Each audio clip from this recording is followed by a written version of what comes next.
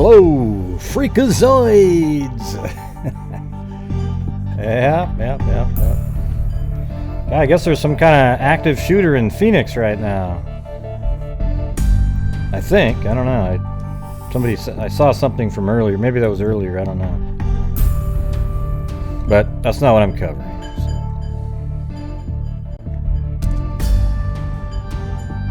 What do you mean, did her family see this? I don't know. Who sent me the name, by the way? Somebody sent me this case to look at, and all I did was find a bunch of old newspaper articles and through the years, and thought we'd go through it. Let's see. Yeah, I was talking to my brother Andy today. The one that you guys prayed for to get through cancer that he had. Seems to be doing great. What was amazing though is he works for the, he works in the hospital system here. And he's the stats guy. He's the one that he actually puts together all the, well, I guess he analyzes the data that comes from. Basically, all they're doing right now is the coronavirus. I mean, it was amazing. Just listening to all the stats, and so he actually might even come on, you guys. So my brother, who's a doctor. This brother's an IT guy, Andy is, but my other brother's a doctor. He just decided not to do it for technical reasons, but Andy might be able to do it. He said he would. So it was really interesting. You can open up a database and look up at anything that you want to look at, like how many people, what's the average age, how long were they on, before they died, how long were they on the intubator, or were they intubated, ventilator. Anyways, it was pretty interesting.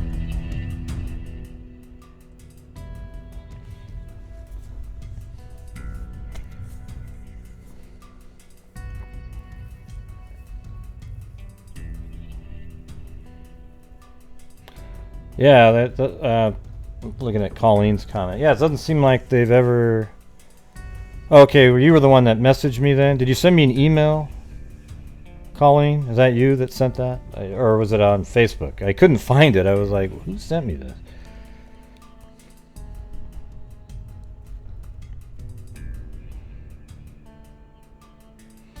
Yeah, he knows the real news. He's basically said almost exactly all the stuff that I've told you guys a million times. He says it's extremely contagious. Almost everything that I said. There's no vaccine, and there's no immunity built up in the society.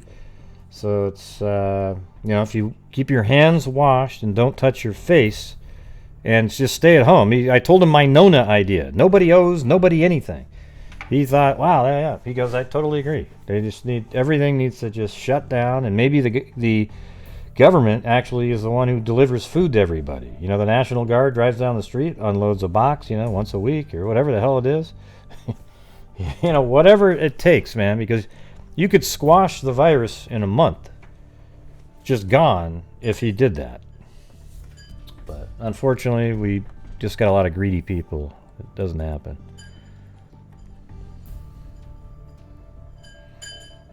Yeah. Okay, so we've got enough people in here. All right. So I'm going to get started on it's a cold case. It seems like it went pretty cold right off the get-go.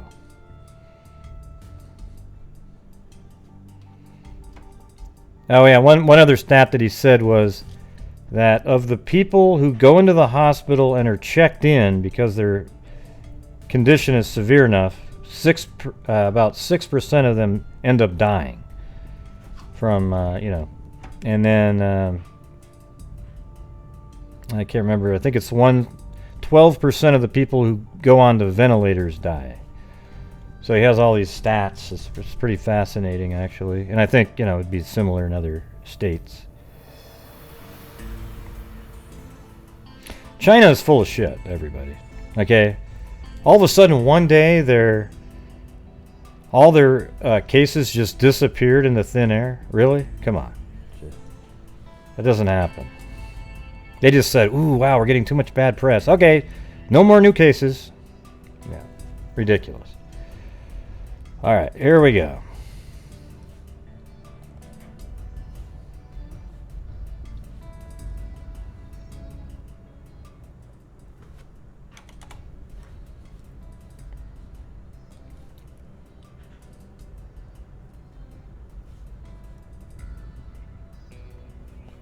Oh, by the way, I don't know if her picture came up, but I got somebody's. Hold on a second.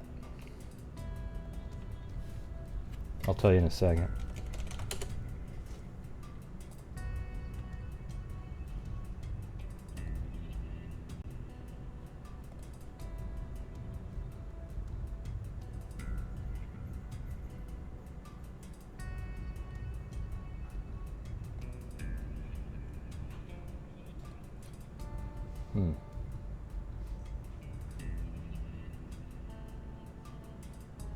Yeah, I guess I can't find it all of a sudden. Darn it.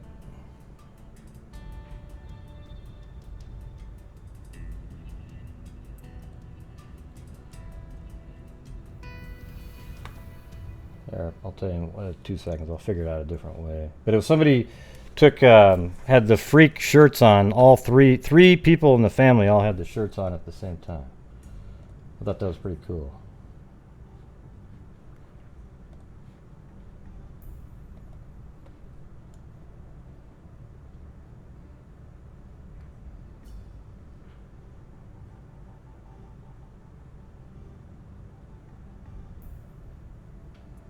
And I'm just trying to get the name.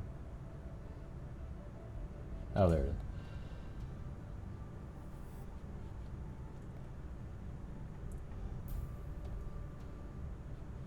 Oh boy. Yeah, so Cozy Paws. That's what it is. You know, Cozy Paws that you see in here? Yeah, she has a. Yeah, there it is. Oh, so you changed your name. You got me confused there. Okay, yeah. It's you. Yeah, I was getting confused there. But yeah. See, check it out. Look at that. 3 freaks wearing the shirts. That's awesome. All right? Come on. Right there.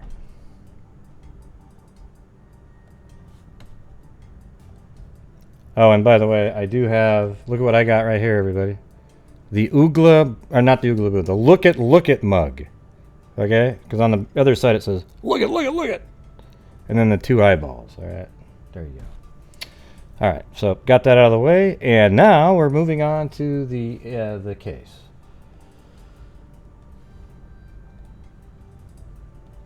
And this is Deanna Cremin, March 30th, 1995. All right, it's crazy. I was able to map out the different locations. I found a different article. I didn't read through all the articles, so it'll be interesting for me as well. So let's just get started. Let me turn down this music a little bit more, I think. Okay, so this is in Somerville, Massachusetts. A 17-year-old Somerville high school student was found dead behind a senior citizens housing complex yesterday morning, and the Middlesex District Attorney said she had been murdered. The body of Deanna J. Cremin, a junior who studied in a special child development program, hoping to be a nursery school teacher. Not sure why it says nursery school. Maybe it's nursing. I don't know. Was found nursery school. Oh yeah, nursery school. The little tiny kids. That's even before kindergarten, I think. I don't think I ever went to nursery school. Oh shit, maybe that was what the problem was. Oh darn it.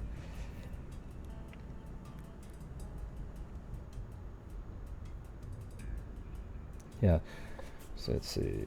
She was hoping to be a nursery school teacher. Was found 8 a.m. by 2 girls taking a shortcut from, I think it's Jackie Street or Jock Street, to the A.D. Healy Elementary School. District Attorney Thomas F. Riley did not say how Cremin died or if she died elsewhere, and had been taken to the parking area behind the apartment building at 125 Jack Street. So apparently she was hanging out with her boyfriend, and he lived in this area right at this house, actually. I think it's like there's apartments in there, but it's not like an apartment building, you know. Lived there, and I guess he walked her, maybe he claims he walked her like halfway home, and they parted ways right here at this intersection. And she was supposed to walk home all the way over to 48 Jack Street to this house right here, but her body was found right here. And it might be this parking area right there that they're talking about. I don't know if there's another. Let's see. So there's a parking area in these apartments. I don't know if it was on the other side or. Let's see. Yeah, doesn't really look like there's parking on the other side, really. I guess there could be. Let me try a different type of map. Or maybe that's it right there that they're talking about. Let me read that again. Did not say how Cremin died or if she had died elsewhere and had been taken to the parking area behind the apartment building. So, is this the parking area behind the building? I bet that is it. I bet this is where she was over here. Because, you know, this wouldn't be hidden at all. But back here, man, you got all these trees.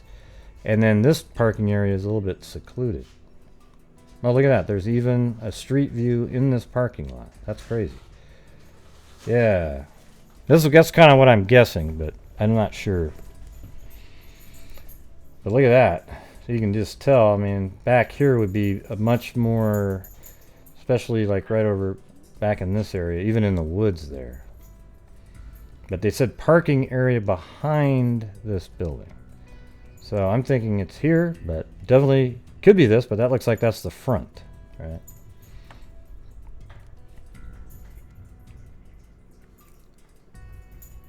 Police originally told the Cremin's uncle Victor Pike said his niece was walking from her boyfriend's house on the upper end of Jack Street to, how do you pronounce that, by the way? Jacques, Jock Street. I mean, it sounds probably French, right? Jackie's, maybe, or yeah, she's only 17 years old. She's just a normal, good kid. Okay, Jack Street. Okay. Police originally told the family that Cremin had died from a drug overdose. Wow, Pike said. Later, the family was told she had been strangled. Why would they tell her she died of a drug overdose? She was never into trouble or drugs, Pike said of Cremin, who was his godchild. Police sources said Cremin, who attended school Wednesday, was reported missing by her family Wednesday evening. Riley did not say if anyone in the apartment complex had reported hearing suspicious noises during the night, or if let's see, it's P.O. Got to cut to the next article. Or if, oops, shoot. I have to go open that up again. Hold on.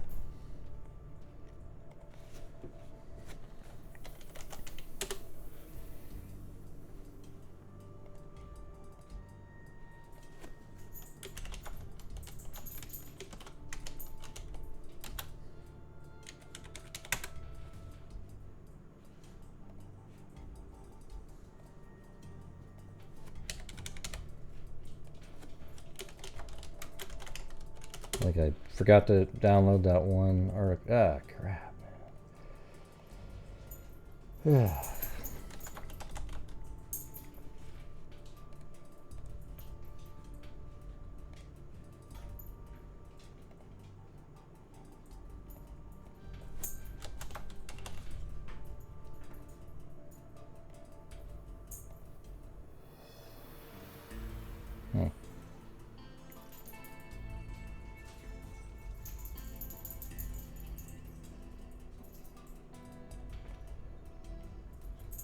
happened? All of a sudden my connection to newspapers.com ran out. Okay, now it's working,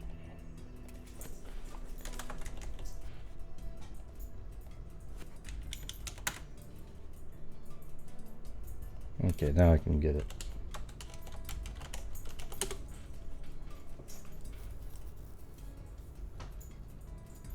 The title of that one.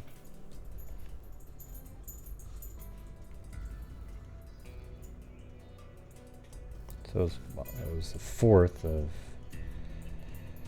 Oh man, it's frustrating. March 31st is the date of the first article that I found. So let me put March in there.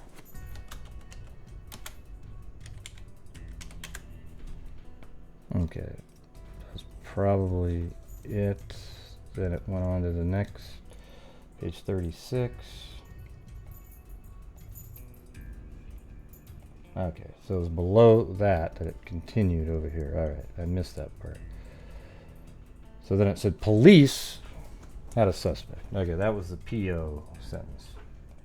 So it was, Riley did not say if anyone in the apartment complex had reported hearing suspicious noises during the night or if police had a suspect. Cremin's immediate family remained in seclusion yesterday, said Stephen F. Jenkins, administrator for student services for the high school.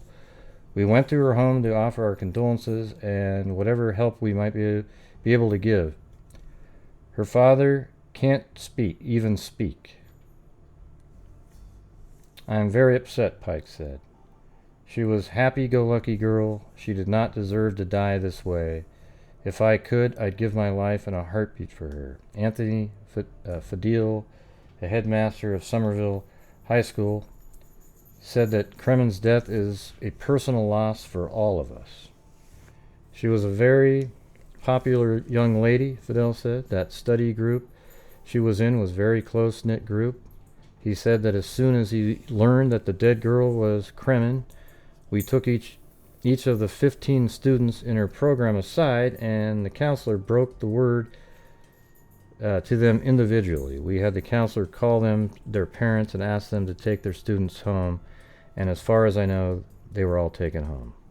By early afternoon yesterday, groups of Cremin's schoolmates were seen huddling, weeping, and embracing. And the police said that they were following up on many leads. Alright, so that was on the 31st. Hey, thanks, Wally Gator. You guys donated so much money yesterday for the end of month thing coming up. I was wondering if I completely tapped you guys out. But thanks, Wally Gator.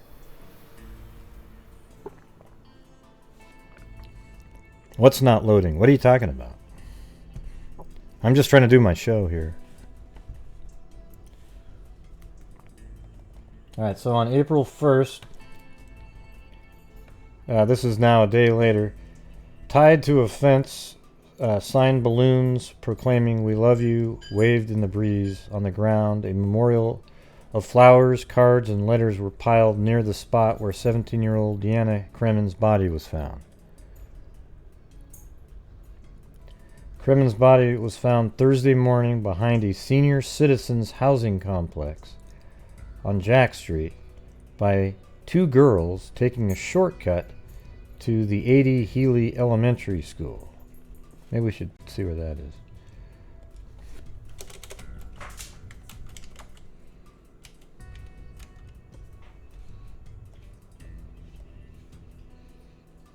Let's see. A Healy, okay.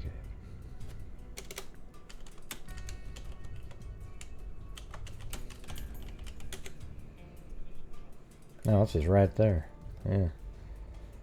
That makes sense.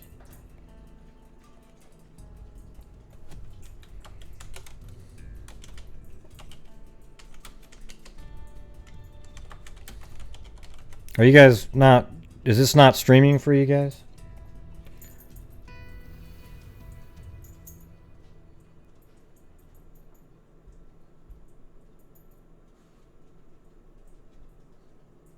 Yeah. Oh, you guys are still talking about the virus?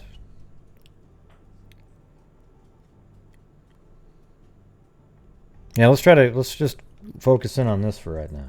The virus stuff was at the beginning. Hey, thanks, Jessica Schubach.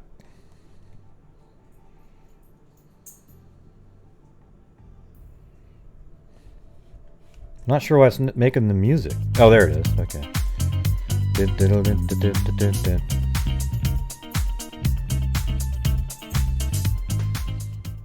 Thanks for bringing cases like this to the forefront. Grinning face with smiling eyes. Yeah, I have 3 other ones that people have emailed me. But I'm just going to go through this one tonight. Might not be as long of a show, but it might take a while because I've got a bunch of different articles here. Cremin's body was found Thursday morning behind a senior citizens housing complex on Jack Street by 2 girls taking a shortcut to 80 Healy Elementary School. Jill Riley, a spokeswoman for the Middlesex District Attorney's Office, said Cremin died from strangulation. Cremin had apparently walked with her boyfriend at least most of the way to his... I thought it was to her home. Or wait, was he at her place and then they were walking back to his, but then she goes, okay, I'll go back now, and then you continue walking? Maybe that's how it went. Yeah, it's hard to say. But it's weird because, I mean, you don't really have boyfriends strangling anybody. I don't know if he's been completely ruled out, but that's, I get maybe she was pregnant or something, but we don't have any, there's no information about that.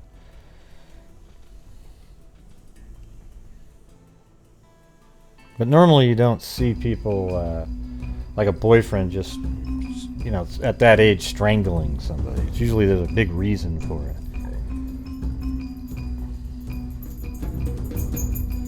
Yeah, I don't want to go have you start typing in too much stuff. Thank you, Gray. I just want to go through this, and then after this is over, if somebody in the family or something like that wants to come on, or I can interview them and they can give me more information, that'd be great.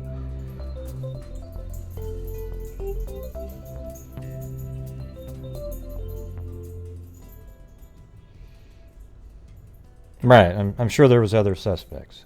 So, but you're not letting me do the show, you know what I mean? It's like you keep typing it in as if it's over. And that's it, everybody. We're done with the show. Thank you all for showing up.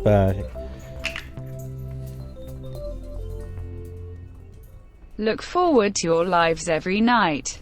Smiling that was face. A joke. Thank you, Madonna and Crystal, a.k.a. Beaver Gaming Sub Crystal, and Bridget Curvy. And Jessica Schuba.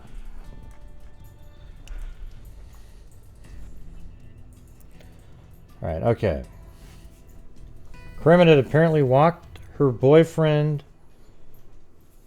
at least most of the way to his home on Broadway Wednesday night. Her uncle Victor Pike said she then continued on to her house on the lower end of Jack Street. And also, people move away sometimes because they don't like the... people are always looking at him like, oh, did he do it? Did he do it? Did he do it? So then they're going to move away. So it doesn't always mean something. I actually know of a few other cases where the person moved away and they had absolutely nothing to do with it, but everybody thought they had something to do with it. That's the thing.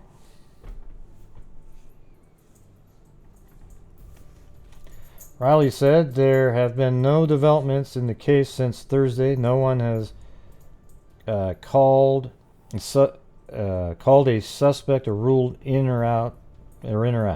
No one has been called a suspect or ruled in or out. As authorities continue their investigation, Cremin's friends have been drawn to the spot where she was found.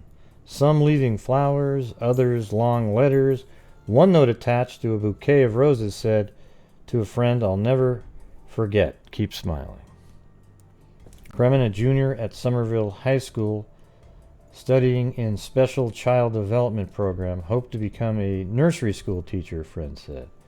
She liked to help little kids, said Sean Zubritsky, I guess. Man, they always throw you a bunch of curveballs with the names in some of these articles. As a practical outlet for her interest in helping children, Cremin participated as an actress in 2 shows in Somerville. Yeah. So, I mean, it just kind of goes more into like her personal life. She was too young to die, he said. She didn't deserve to die, especially the way she did. Yeah, that was in the other article. And then that was on April 1st. Then on April 4th, 1995, firefighters questioned in Somerville murder case. So that's kind of an interesting, like, boom. Investigators in search of clues to the strangling death last week of Deanna Cremin have questioned a member of the fire department. A number of sources familiar with the investigation said yesterday. The person who was questioned by authorities over the weekend also comes from one of the city's politically influential families, according to the officials, all of whom requested anonymity. Oh, man. Anonymity. That's one word that it never flows off my tongue, even though I know how to say it.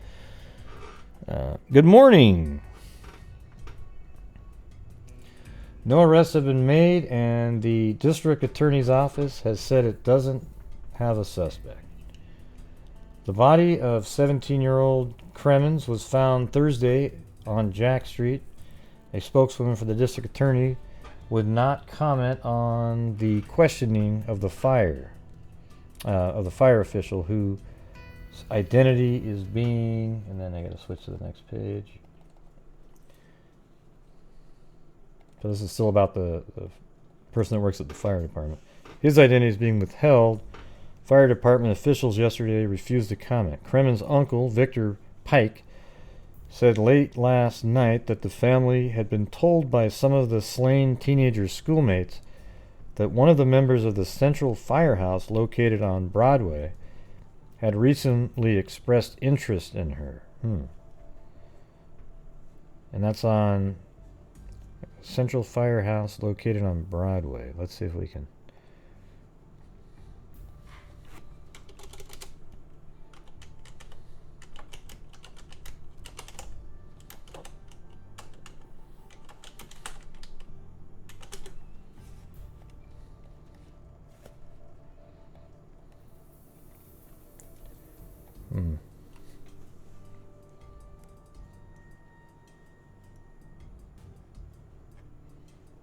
Man, they got a lot of firehouses there. There's one right there. That one's on Broadway. Maybe there's another one though.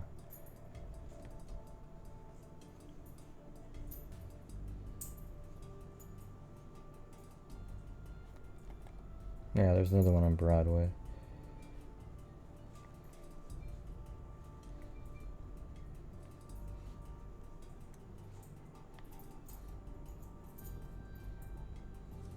I said it was called the Central. Yeah, it's hard to tell which one. He knew her, Pike said. She would walk with her friends by the fire station on the way home. See, okay, now that's weird. So where's Broadway? How would she have walked home? It must be one of these ones over here then. And where does it say she walked home from? From school, okay.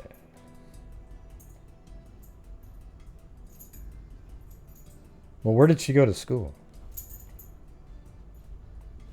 Are you still out there?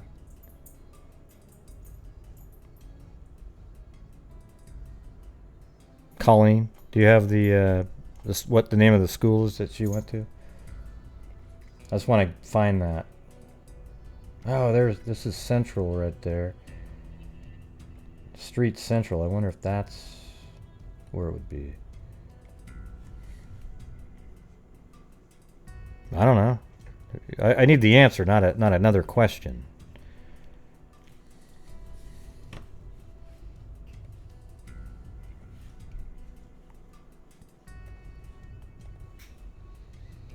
One Somerville source familiar with the case said the man had been questioned at least twice in connection with Cremin's slaying. Police had obtained a photo of the fire official and had shown it to a person who apparently was not able to identify him from an array of photos. The source said the relationship of the person to the case was not known last night. The source added that Cremin's boyfriend was also questioned. Meanwhile, Some of Cremin's high school classmates dealt with their grief yesterday in a teenage way by blaring Billy Joel's Only the Good Die Young from a car stereo in the funeral procession. I'm trying to get the... I don't know where she went to high school. Yeah, that's where she went to high school? Alright. So hopefully it's just right within the range we're looking at right here. It should be, I'm just guessing, it should be right around in this area.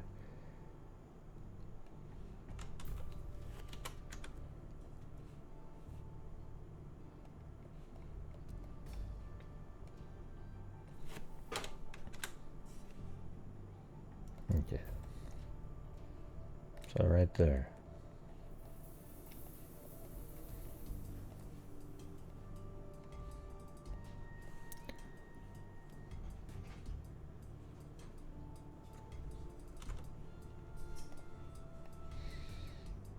So let's type in fire departments again.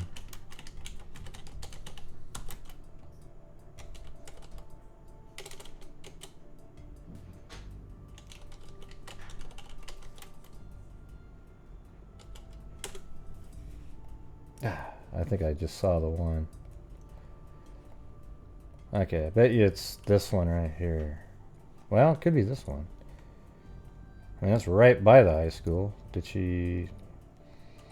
The only problem is she... Well, she lives here. So I guess maybe a quicker way to go home. Yeah, that looks like that makes sense. Because I guess this way, if you went this way, you'd go like down here. And then you'd walk across like this. And then she would walk by this fire department right here. But this one isn't on... No, that is on Broadway. I think this is it right here. I'm almost positive that would be it.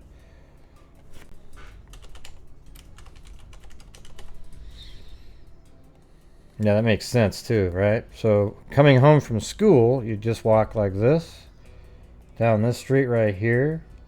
Go right by this fire department, which is on Broadway. And then her home is right there. So she would walk right by it to get to her house. So there you go. That would be it.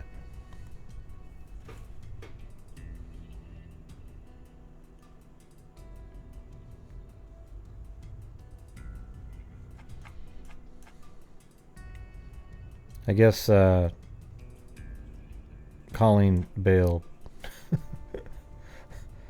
But yeah, we were going to get to some more of the suspects. There are a whole bunch of different articles out there.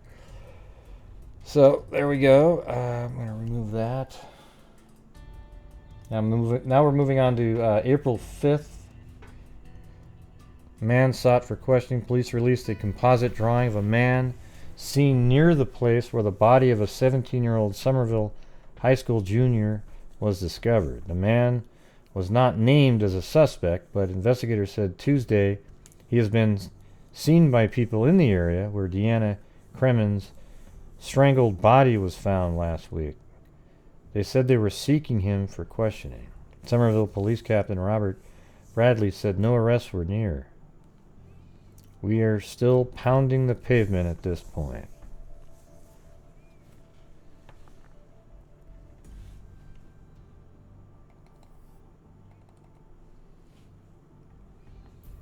Hey, by the way, Curious Georgia, I saw you make a comment on one of Lookner's shows. You go, hey, everybody, well, I got to get going. Got to go watch Gray Hughes. Like you were plugging me over there. I was like, oh, man.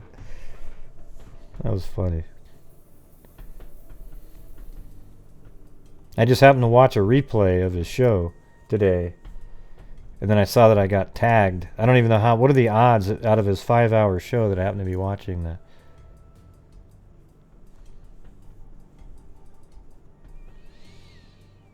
Yeah, it might be mean, but here's the thing is if you give me a show to do, like a name, let me just do it on the show. Don't just keep typing in, oh yeah, no, this. I don't have time. I don't want to do the thing where I go back and I have to read everything that you're saying and then change. I just want to go through the progression of articles, and then we plot everything out on the map, and then we sort of think about it. That's kind of how we do things here. All right. Now, there's probably way more information that's not in these articles, and that's where you would need a family member or somebody that's close to the case to discuss it.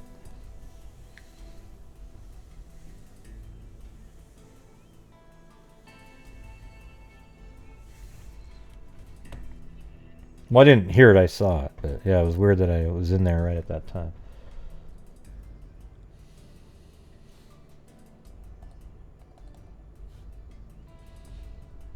We're still pounding the pavement. Okay. Then on the 9th, May 9th, honor plan for slain girl. Yeah, there's no more extra facts in there. And then on the 28th of May, mother of boyfriend of slay victim seek protection from him. Mother of boyfriend. Let's see. Mother of boyfriend, okay, of slay victim seeks protection from him. So the mother of the boyfriend literally just wants protection from her own kid? That's kind of weird. Let's see. The boyfriend of Deanna Cremin, the 17-year-old Somerville woman who was strangled to death in March, is now the target of a restraining order taken out by his mother. A lawyer and other sources familiar with the case said yesterday. That's crazy. No, not the victim's mother. It's just how I read it. It's the boyfriend's mother. You know, I just said it. You know, he actually had a restraining order taken out on him by his own mom, I think. Let's see. The boyfriend of Deanna Cremin, the 17-year-old Somerville woman who was strangled to death in March, is now the target of a restraining order taken out by his mother. You see that? That's what I just said. His own mother. A lawyer and sources familiar with the case said yesterday. Susan LeBlanc of Somerville sought protection in court Tuesday from her son, Thomas, 19, who was one of about 100 people who have been questioned by police investigating Kremin slaying. Wonder why she would say that. Or she would do that with her own son. You wonder if he threatened her somehow, and then...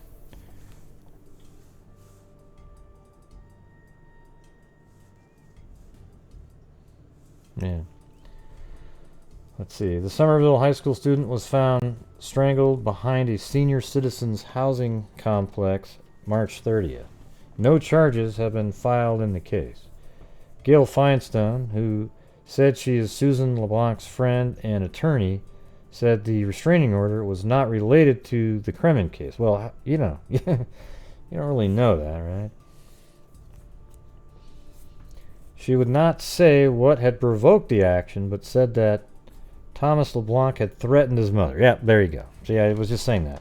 He probably said the same thing, like something like, hey, you know, I'll do the same thing to you. That kind of thing. If, you know, I mean, I'm just saying he could have said something like that. We don't know if he's the actual suspect or, I mean, I guess he was a suspect, maybe. But he, you know, we don't know if he was actually the killer or not. Did not make her very comfortable, Firestone said. He has a pretty bad temper, but he never hurt her. Well, if he has a bad temper, now we're, you know, sort of picture maybe he did something to Deanna with that bad temper. Maybe he was jealous of something. You know, maybe he was even jealous of that fireman that was giving her attention. And she, you know, didn't completely, you know, brush off the fireman, and maybe that made him mad. You know, he was jealous.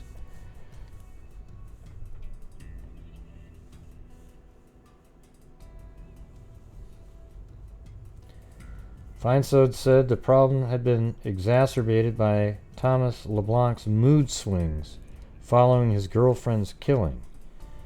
Yeah, I mean, let me ask you this. What mom would file a restraining order against their son right after the son's girlfriend is murdered, unless the mom sort of suspects her own son. You know what I mean? Like, you'd be way more forgiving towards your son knowing that her girlfriend just got murdered, right?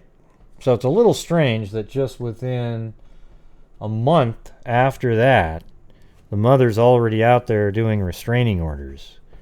That means she's really suspicious of her own son, right? That's what I'm getting from it. So I don't give a damn that they said, oh, it's not related, it's not related. I think it is. She only wants him to get the help that he needs, she said, referring to his mother. Yeah, so you file a restraining order? Yeah, okay. All right, so that was May 28th, 1995, and then it kind of went quiet for a long time. And then March 10th, 1996. This is really just kind of about the mother here. Not far from the 80 Helly Elementary School, 17-year-old Deanna Cremin was found strangled a year ago this month. Today, one wall of the school is painted in many colors with the words, "The Deanna Cremin Memorial Garden of Peace." It is just one sign of the family and community coming together in a show of strength that has included fundraising, campaigns, high school scholarships, and heightened neighborhood vigilance that shows no sign of abating. I think this is the mother here.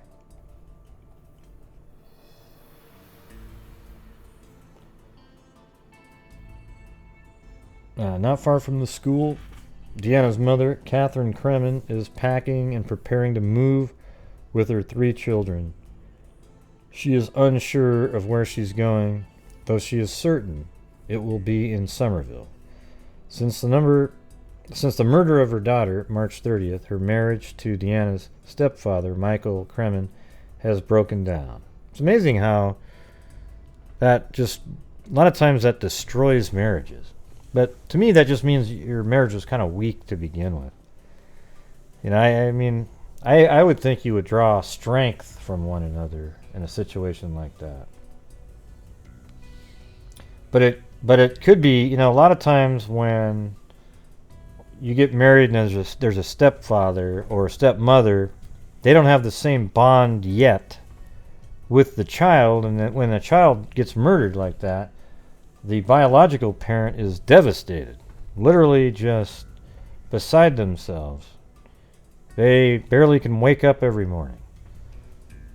But you have a step-parent that might not have that same feeling, and then they're not acting the way you want them to act, and they're getting tired of the way you're acting because they want you to just, hey, come on, get over it type of shit, which is total bullshit. Don't ever say that to any parent who loses a child or any family member. They lose a family member. Never say to them, hey, it's time to move on. Get over it. Because when you say that, it makes you a loser, okay? That's the honest to God truth. And that, let's see. Since the number of her daughter, March 30th, her marriage to Deanna's stepfather, Michael Cremin, had broken down. In that time, too, she has told her daughter's story countless times to the media and to the police with the hope that the telling will lead to an arrest. I'm coming to terms. I know my daughter is gone, and I know I'm not getting her back, but I have a mission, and I want the person responsible, says Cremin. What we wish for is a peaceful surrender. And I wonder why she was, I mean, was she just strangled, or was there any sort of sexual assault involved at all that came out later? I don't know. It's odd. If she's just strangled, then you would think it might have something to do with somebody close to her, right? Because they're not looking for a sexual angle, because perhaps they had already had access to sexual, you know, activities. So if they're usually a murder that goes on out there is for, a sexual reason like that, unless there's something personal. That's just my opinion there. Do you get what I'm saying? It's not like you almost never see just a killer out there killing.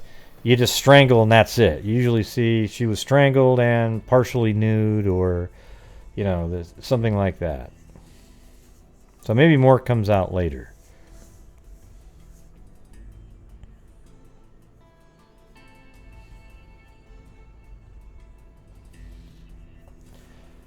The investigation is still active, though police will not comment on whether they have suspects. According to Captain Robert Bradley, the family has been persistent in not allowing us to get waylaid, which has been helpful. On March 18th, a billboard donated by Ackerley Communications Incorporated will be erected at McGrath Highway and Washington Street.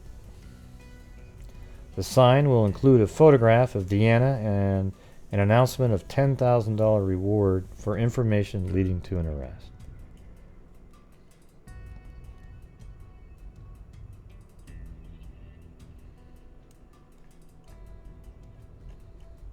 Let's see.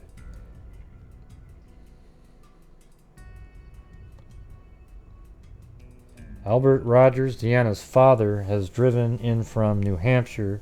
He speaks haltingly, still trying to comprehend his loss. See, like he's in the same mode that the mother is, but the stepfather probably just didn't. He was like, I didn't sign up for this. Still trying to comprehend his loss. What he brightens. I'm just assuming what I just said. I have no idea I don't know why the stepfather and the mother broke up, but it seems like that's a reason. And I can see that happening. That's an assumption. Let's see. He has added her name to the. Let me read up here. But he brightens up as he describes arranging to have 500 new bumper stickers made. They are printed with the slogan "Respect Life," which the family adopted from a sermon given for Deanna. He has added her name to the stickers. People thought it was about abortion, but it isn't. The rest of the slogan, respect life, meaning don't murder, is what that was about. Anthony V. Vidal, headmaster of Somerville High School, recalls the morning he called Deanna's friends in one by one to tell them the news of the murder.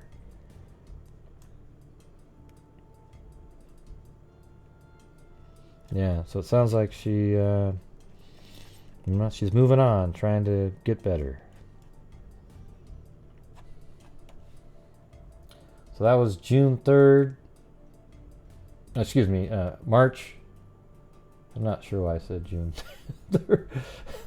It was March 10th, I think. Did I got that right?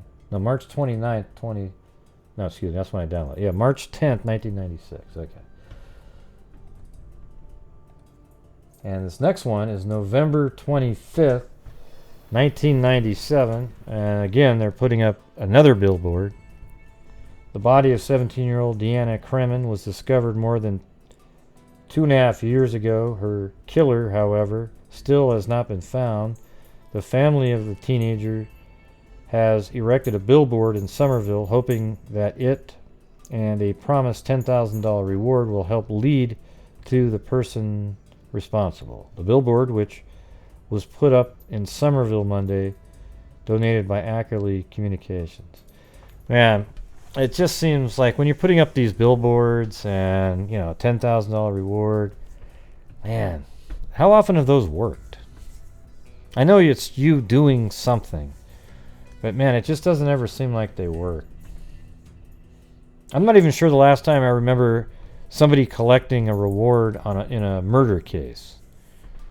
What it does is it brings more publicity to it, but in reality, it doesn't sound like anybody even had a clue in this case. There's some suspects. The boyfriend, maybe the fireman, maybe there's other people too that I'm not aware of yet. But that's something that maybe a family member or You know, people that know the case well could let me know. Alright, so now we're moving to 1999.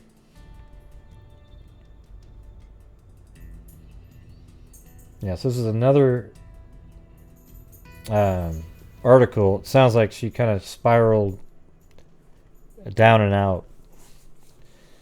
It says, I cry less. It has taken Deanna Cremin 4 years. See, I've told you guys, when a mother loses a child, it's a freaking nightmare. I mean, look at 4 years later. It's taken Deanna Cremin, and here's the thing, it's however long it takes is how long it takes, not how long you want it to take. Hey, thanks, Curious Georgia.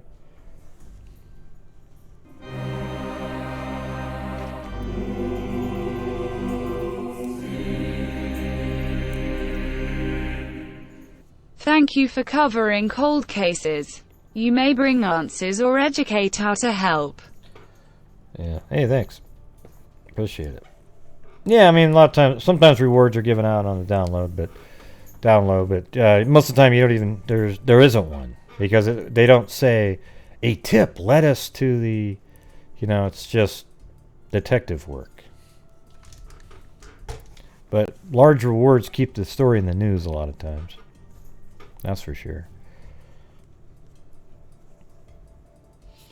It has taken Deanna Cremin 4 years to be able to say that when she said, I cry less.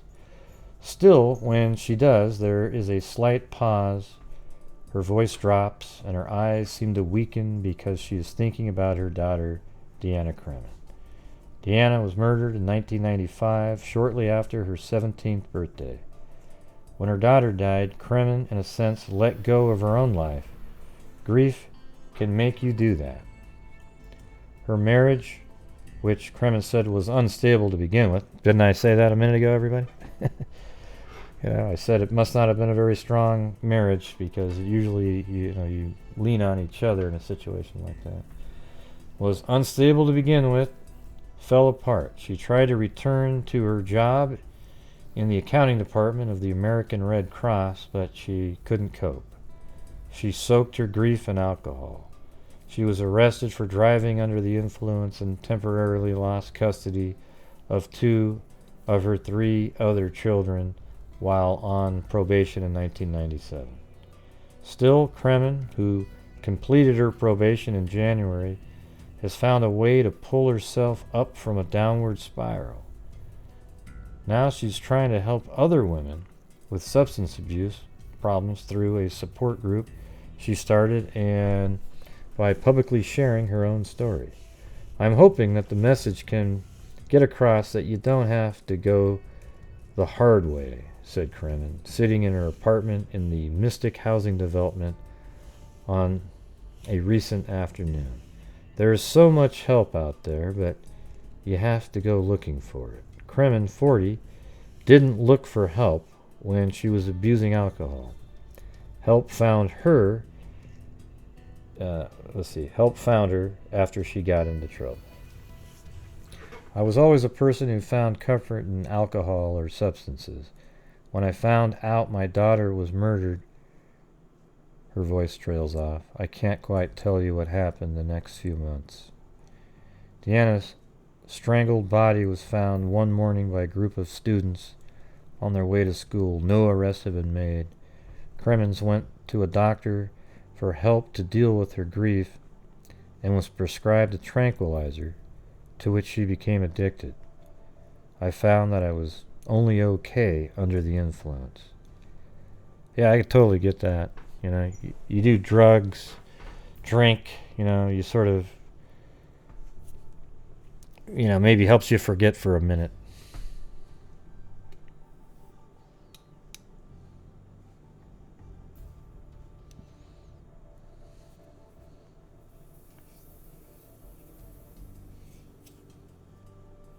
Huh?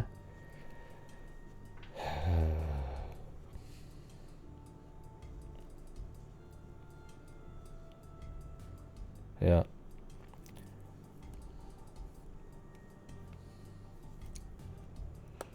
I was always the person who found comfort. Okay, Cremin went to a doctor for help to deal with their grief and was prescribed a tranquilizer to which she became addicted. I found that I was only okay under the influence. One winter night, she had been out drinking at a bar in Somerville.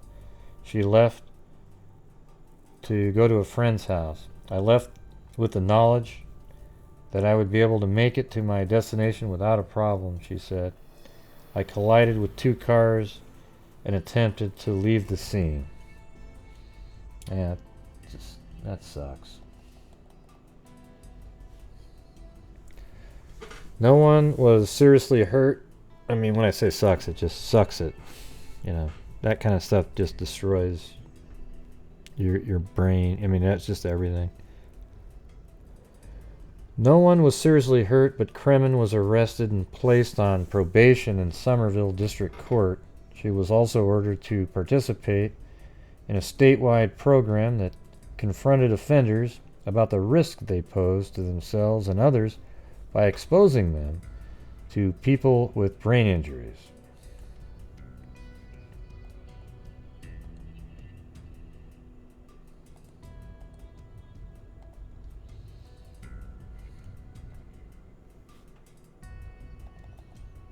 Yeah, this is an actual article written by Sandy Coleman of the Globe staff. It's more of an article, I mean like a piece, you know.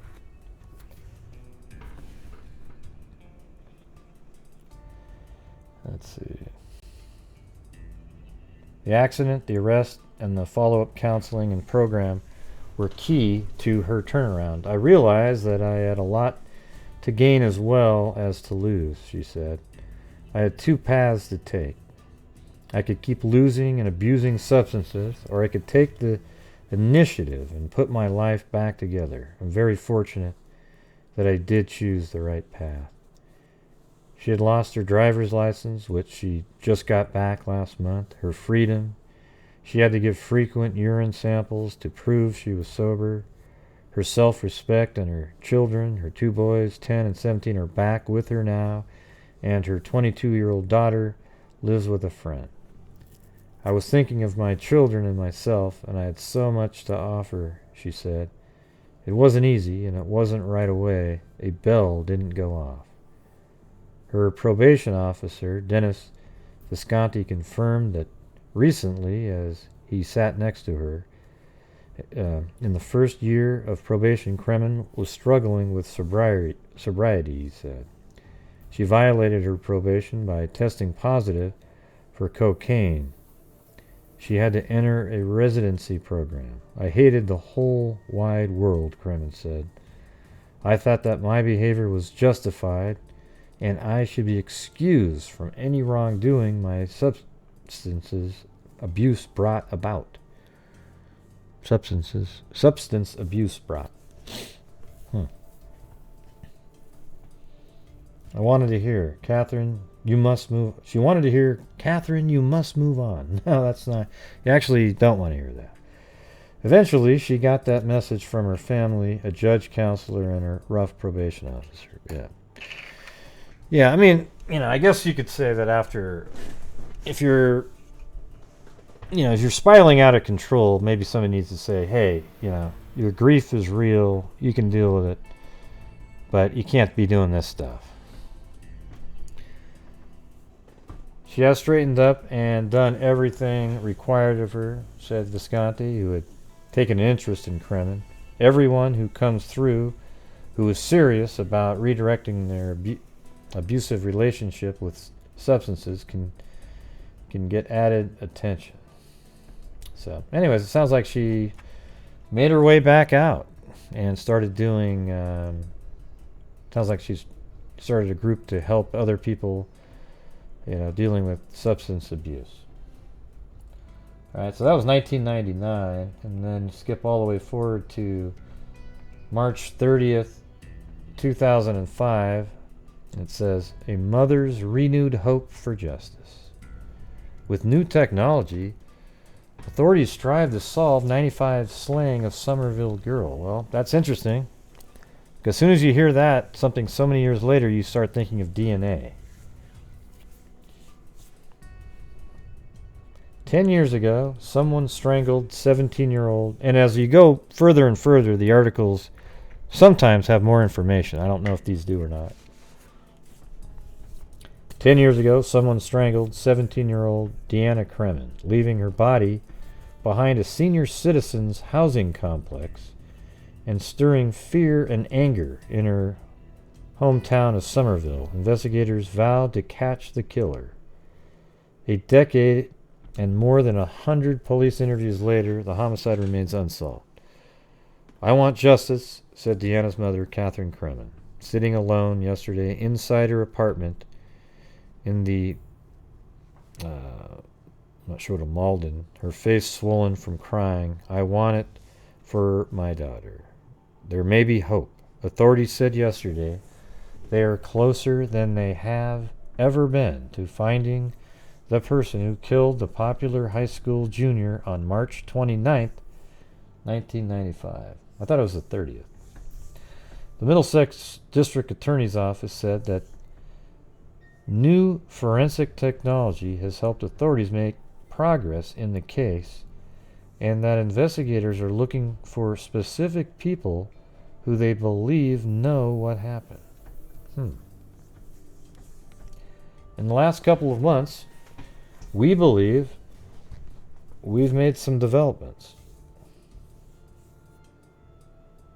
on the forensic front, said Middleton District Attorney Martha Coakley. Coakley declined to provide details about the type of forensic testing that has been done, and she would not say much about any new leads in the case because the investigation remains active.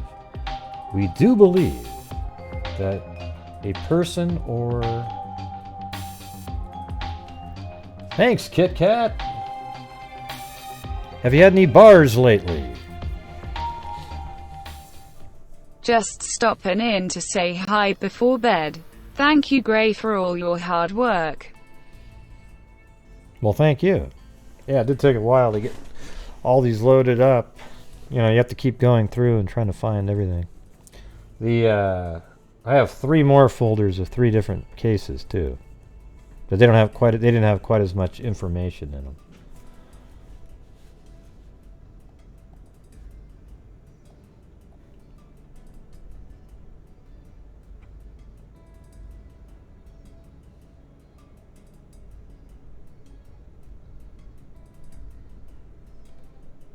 Wait, what is that? Gray spoke to a detective retiring soon.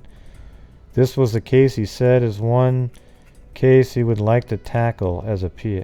I don't remember talking to anybody. What do you mean? I didn't speak to...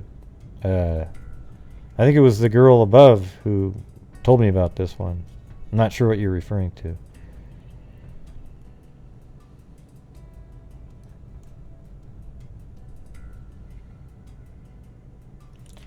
Let's see. People know about the murder and may have seen the murder, and we urge them to come forward. We need help on the witness front. Whoever comes forward would be considered heroes.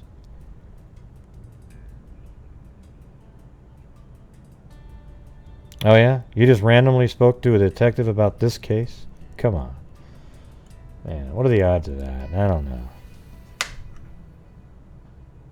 See, that's girl code right there. See how all of you understood that? But it says Gray spoke to a detective. You know, for me, I would need Gray.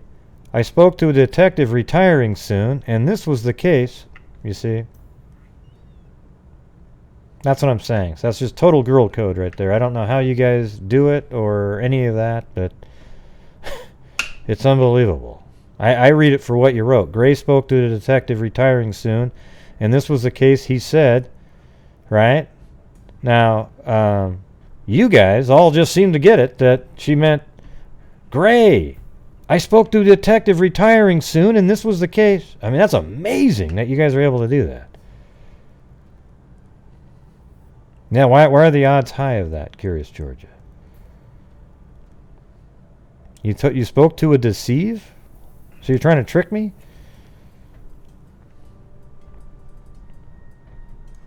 Yeah, I mean, it crossed my mind that that's possibly what it could mean. But it really, I just said, no way. Yeah, there's no way somebody could just type it like that.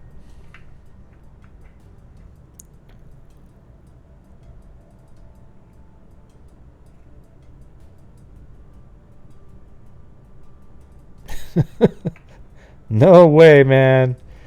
That's just pure girl code. Every one of you should have been able to understand it that are women in here. Yeah, even the comma wouldn't have worked. You need I, right. Yeah, gray, comma, I. Right, exactly.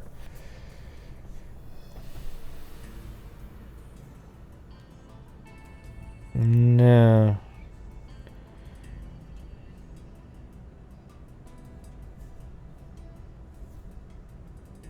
Yeah.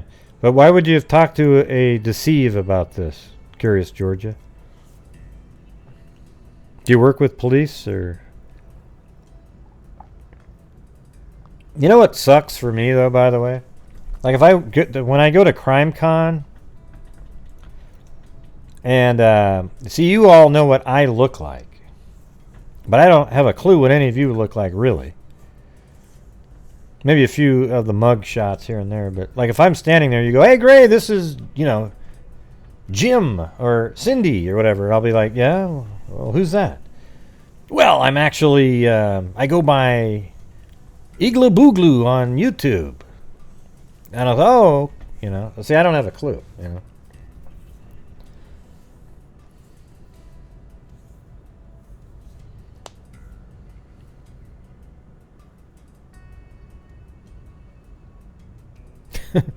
Yeah, but I wish I could see bigger pictures of you guys. Then I would actually maybe be able to do it. I don't know.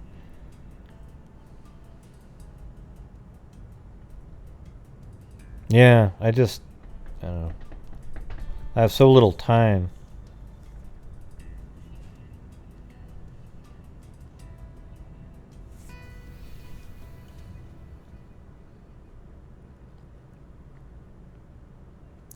Yeah, well, that's what I'm saying. She wrote, "Gray spoke to a detective retiring soon."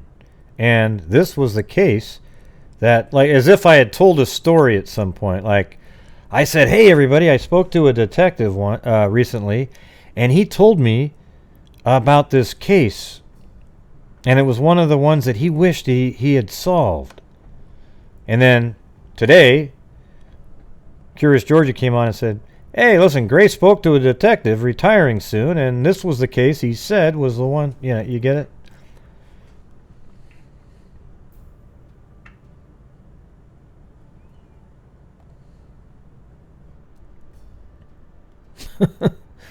Okay, she's not going to... Curious Georgia won't answer why. Well, you didn't say that. No, you didn't just leave out the comma. You left out the I, too. Because even if you said, "Gray spoke to a detective," that wouldn't work either. You have to say, "Gray, I spoke to a detective," and left out left out the comma.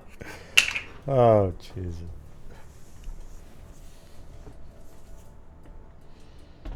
Yeah, no, you got to put the I in there regardless.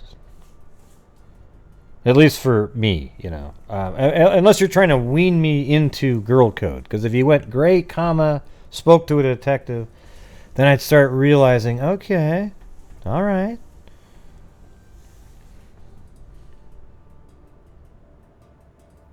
Well, you could if I had told a story, Curious Georgia. You see what I'm saying? Like if I had... I forgot. I was actually thinking maybe I brought it up one time, and I just didn't remember. I literally was thinking that in my head. But anyways, do you speak to detectives often in what you do? Curious Georgia? No, I didn't speak to a detective about this one. That's what I'm saying. Because I didn't.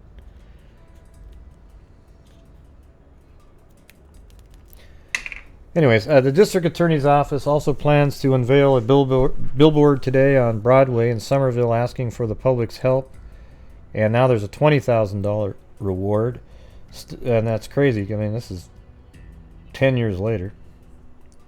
Still surrounded yesterday by photographs and memories of her daughter, Deanna Cremin said the latest hint of progress does little to ease. Yes, Curious Georgia, I'm asking you a question. How did you end up speaking to a detective that's retired about this case? You keep responding to some other comment from a long time ago. Right, I know you didn't think I did. I'm talking to somebody else. Bridget wrote up above, interesting you spoke to detective about this one, though. So if she was talking to me, I was saying, no, I didn't speak to one. See, I'm not always responding to what you're saying, but I'm asking you a question on how you ended up speaking with a detective about this case randomly. Maybe we can all put our YouTube... yeah, you need to put like bigger ones. Yeah, but you just live in Massachusetts and then just randomly walked down the street and said, hey, detective, oh, wow, and they happen to bring this case up? Man, that's amazing. Still surrounded yesterday by photographs and memories. That's a song by Simon and Garfunkel, by the way. Of her daughter, Catherine Cremin, said the latest hint of progress does little to ease the anguish. I want them to catch the man who killed my daughter, she said. I believe I know who is the person responsible, but I'm not allowed to talk about it. I don't want to hurt the investigation. Since the slaying, Cremin's life has taken several tragic twists and turns. She lost custody of three of her children. She lost her house. She lost her job. She and her husband divorced, and she got hooked on prescription medications. She fixed all that, though, within 2 years.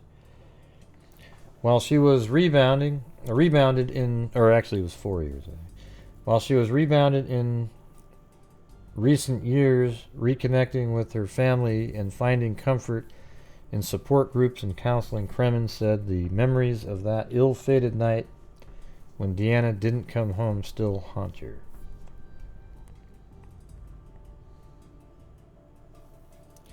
She said Deanna's boyfriend was the last to see her daughter on that spring night. The two had walked along Jack Street in Winter Hill. Yeah, see, that's the thing. The boyfriend just seems like, God, what are the odds that it's not him? You know, like, unless there was a stalker following them. I mean, they leave her house, and she walks halfway, he claims. And I think that person who sent me this earlier said that we don't even know if that they'd ever even walked home together before like that he would just leave.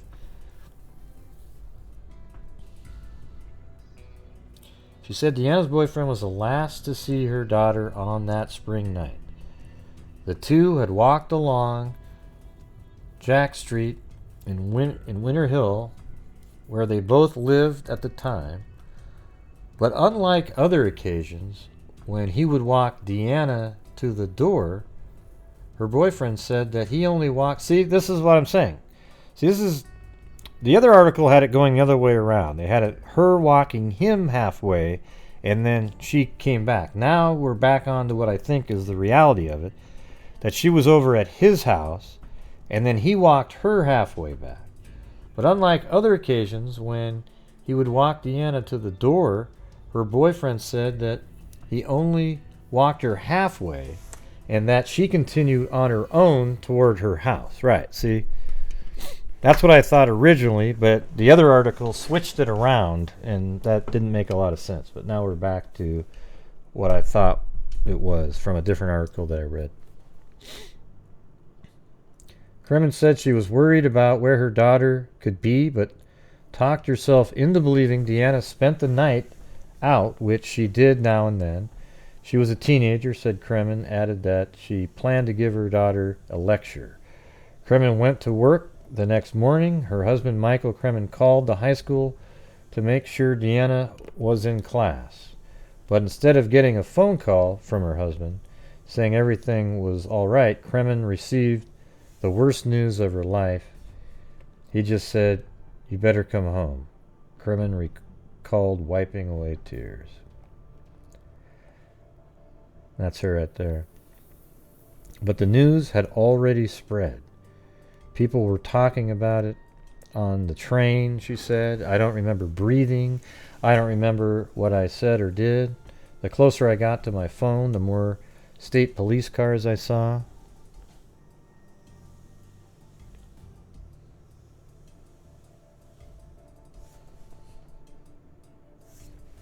Hold on. What does that mean? Tommy is number one for us. Is that another DNA service? Man, I must be like totally spaced out because I can't understand almost half the comments being made in here. Yeah, it has a feeling like it's the boyfriend, doesn't it? And we'll look at the map here in a minute after I get through these. I've only got 2 more after this one. I wanted to tell them I'm Deanna's mother, what's going on, but I didn't want to know. In the 10 years since that has changed, Cremin has made it her mission to know, to find the hands that ended her daughter's life. So she was strangled with hands, not like an actual ligature. In the morning, if I wake up and she isn't the first thing on my mind, I feel the guilt, she said. This isn't about closure. Well, because there isn't one. I will never get over it. There you go. That's what I've just said. And this is about justice. My daughter's killer is out there somewhere. See, that must make it horrible when there's these cold cases.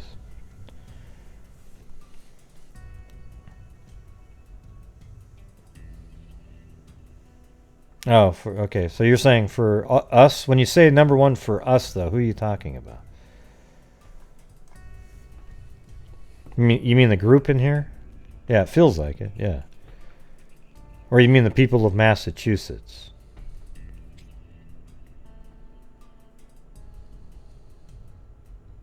Yeah, it's a well-written article there for sure.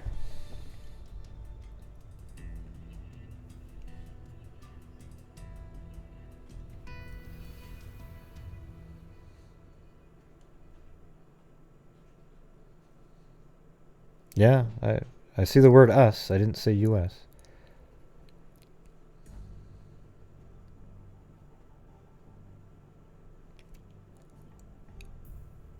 No, I don't think they've ever ruled him out. I don't think the boyfriend's ever been ruled out. I don't think they... I wonder what the evidence that they have, though. Now, if she was sexually assaulted, I would then have less thoughts that it was the boyfriend. Okay? So if you know, because that wouldn't make any sense. He wouldn't need to do that. Because they were dating, right?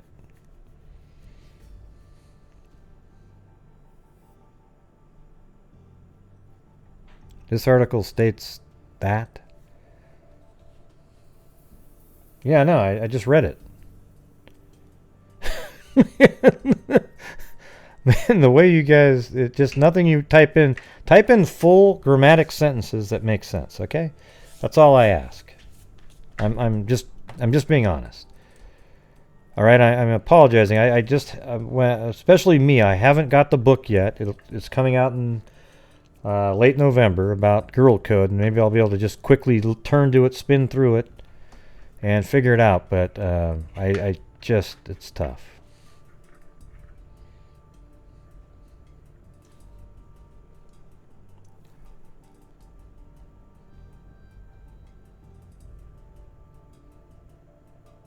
Oh, so she was sexually assaulted. Yeah, well, I'm getting to another article coming up, so do you mind if I just keep going through what I've got? Thanks.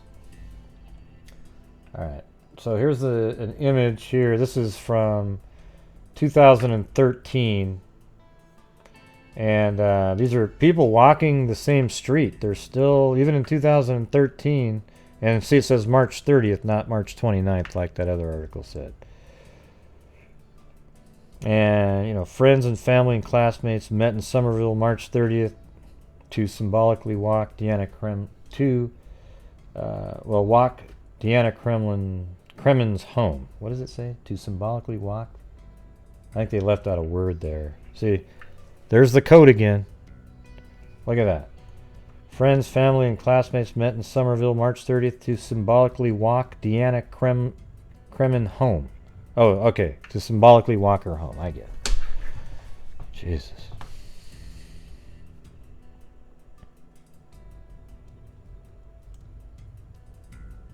Yeah, back to you, Jim.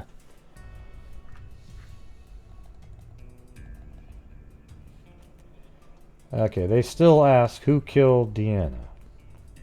This is by Jarrett Banks and Christina Jedra. Somerville, on a chilly March morning in 1995, two young girls taking a shortcut to school in Winter Hill found Deanna Cremin's body in the parking lot of a senior housing complex on Jack Street. The 17-year-old Somerville high junior had been sexually assaulted. There you go. Now we've got it in this article. So wow, that's weird. So that to me that makes the boyfriend less likely. How about you guys? This article has it. See, I was waiting to get to this one, but I hadn't read it yet. I just knew this one was the latest article I found in newspapers.com that had the more recent information in it. Yeah, it doesn't make a lot of sense right there now. Because there'd be no reason for him to do that. And so it's really strange now.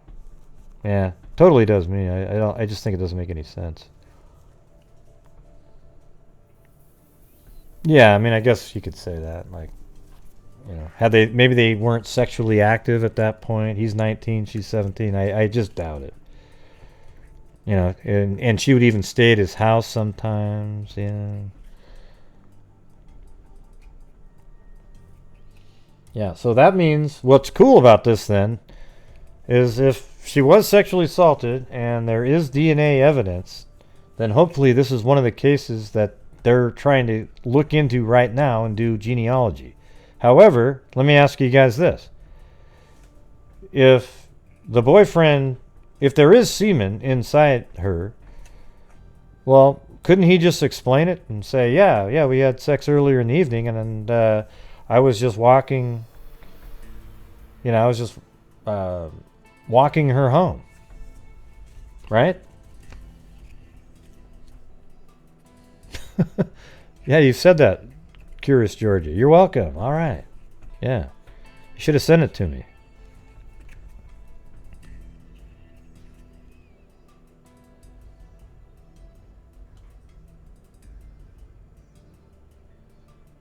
Yeah, I disagree, Susanna. I think I'm pretty, I could just tell, like, she stayed overnight at his house and things like that. Yeah, it doesn't necessarily mean it, but they were. Come on. I mean, 19, 17, she stayed overnight some nights. The mom even said she wouldn't come home sometimes, but that was normal. Yeah, it's just, Yeah, what if aliens came down too? We just don't know.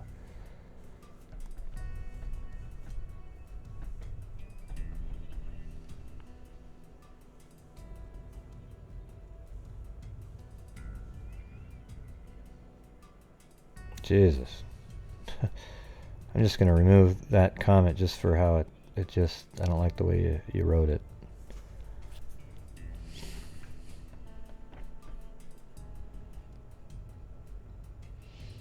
Yeah. It does.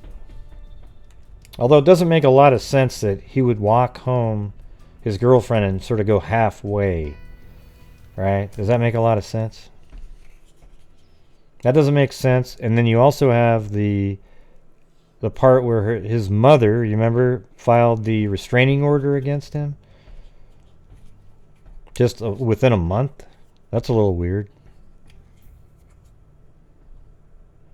Now, the fireman was somebody that apparently was interested in her and had been seen talking to her a few times. And it's on the way there.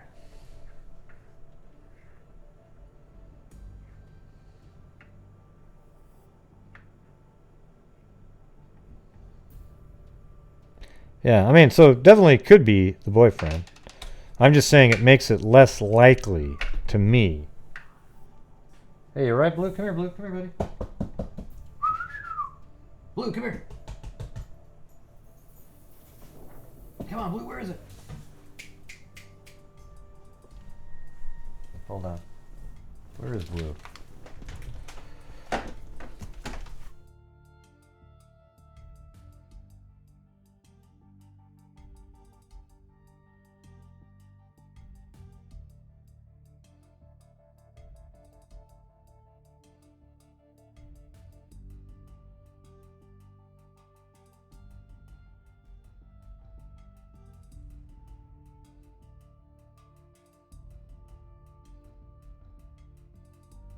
I was wondering where I was like hearing a dog or something. It wasn't Blue though.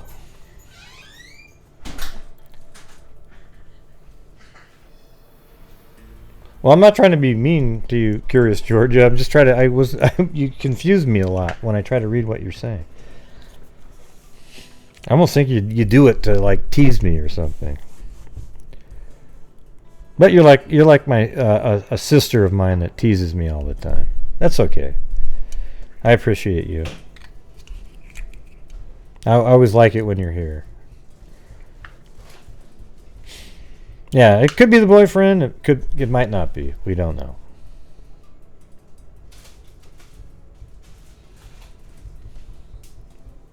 Right, and yeah, his own mother took out a restraining order on him about a month after, and it was for him. Oh Jesus, man! Oh man, that hurt. It threatened her, so he threatened his own mom, and then you sort of wonder what he said. Like, hey, if you don't stop, Here's the thing: is what it proves to me, the mother filing the restraining order, especially right after his girlfriend being murdered, is that the mother thinks he might have done it, and was scared. And I actually think that is why the mother would do that. There's no way, if you had a son or a daughter and their significant other was murdered and they started getting kind of crazy at home, would you ever even think of calling to get a restraining order? I mean, a real official document?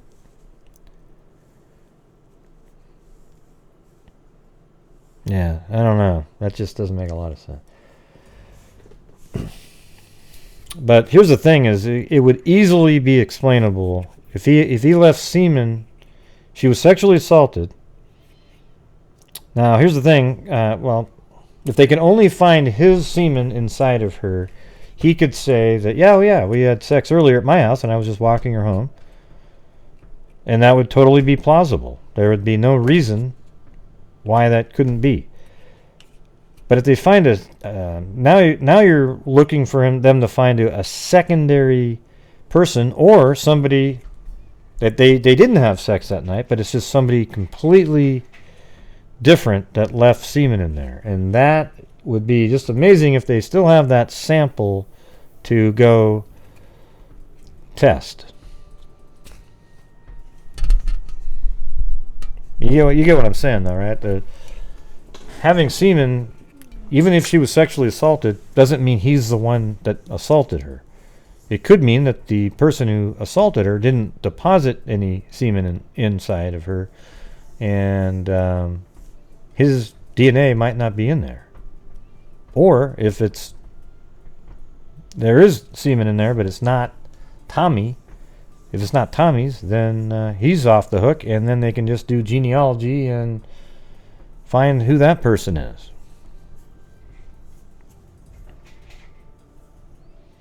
I know. I mean, that whole restraining order is weird, right?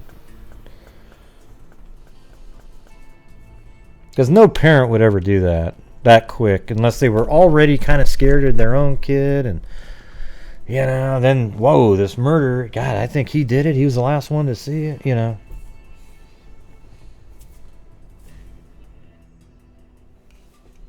Sorry, I think my mic was too loud right there.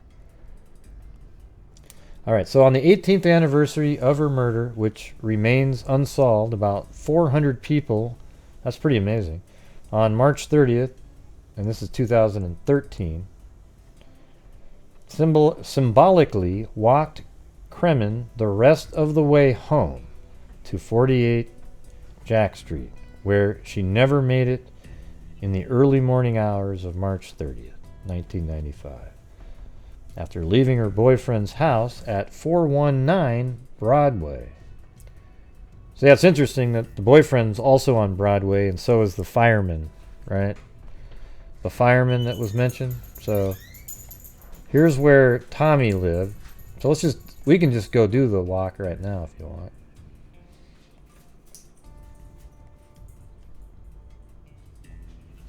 Yeah, that's weird. You can't get on that little side. That must be a private neighborhood over there. So apparently he lived in that house right there.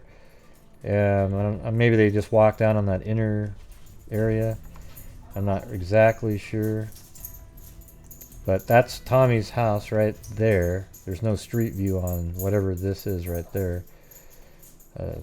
Little side street behind that fence. Probably a sound wall there, something like that.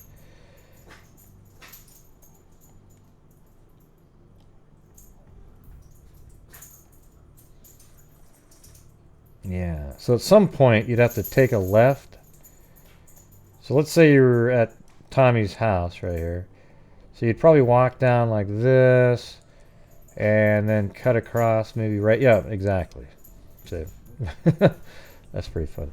So you come down this way, you take a left, and this is where they apparently parted ways, right at this intersection right here.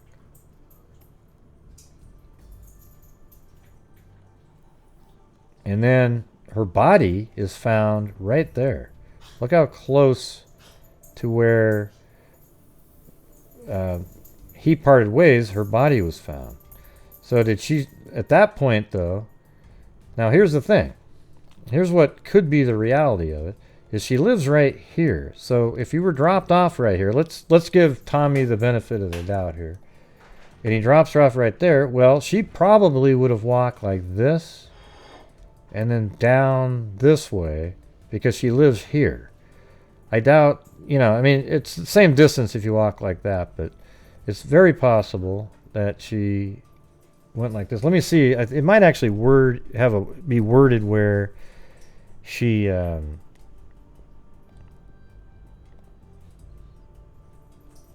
tells the direction. Let's just see. The gathering was dotted. Okay, so right here it says 1995 after leaving her boyfriend's house at 419 Broadway. The gathering was dotted with Cremin's former classmates and friends pushing strollers and holding the hands of children, painful reminders of a life she was never able to have. Randy Bevins, 35, was one of Cremin's closest friends growing up and still thinks about her every day, she said.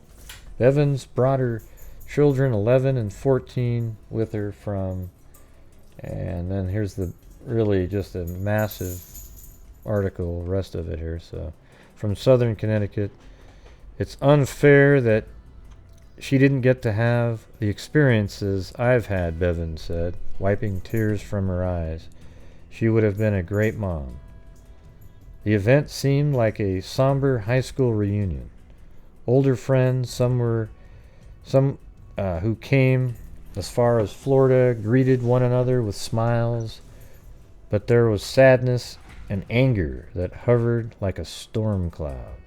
Wendy Cooper, 34, and Sharon Height, 29, who still live in Somerville, and Lisa O'Leary, 31, now of Medford, grew up with Cremin. All have children now, and they also brought some of them to do the walk. It's been too long, O'Leary said. She's been dead longer than she was alive, and her killer is still out there. It's insane. It's not right.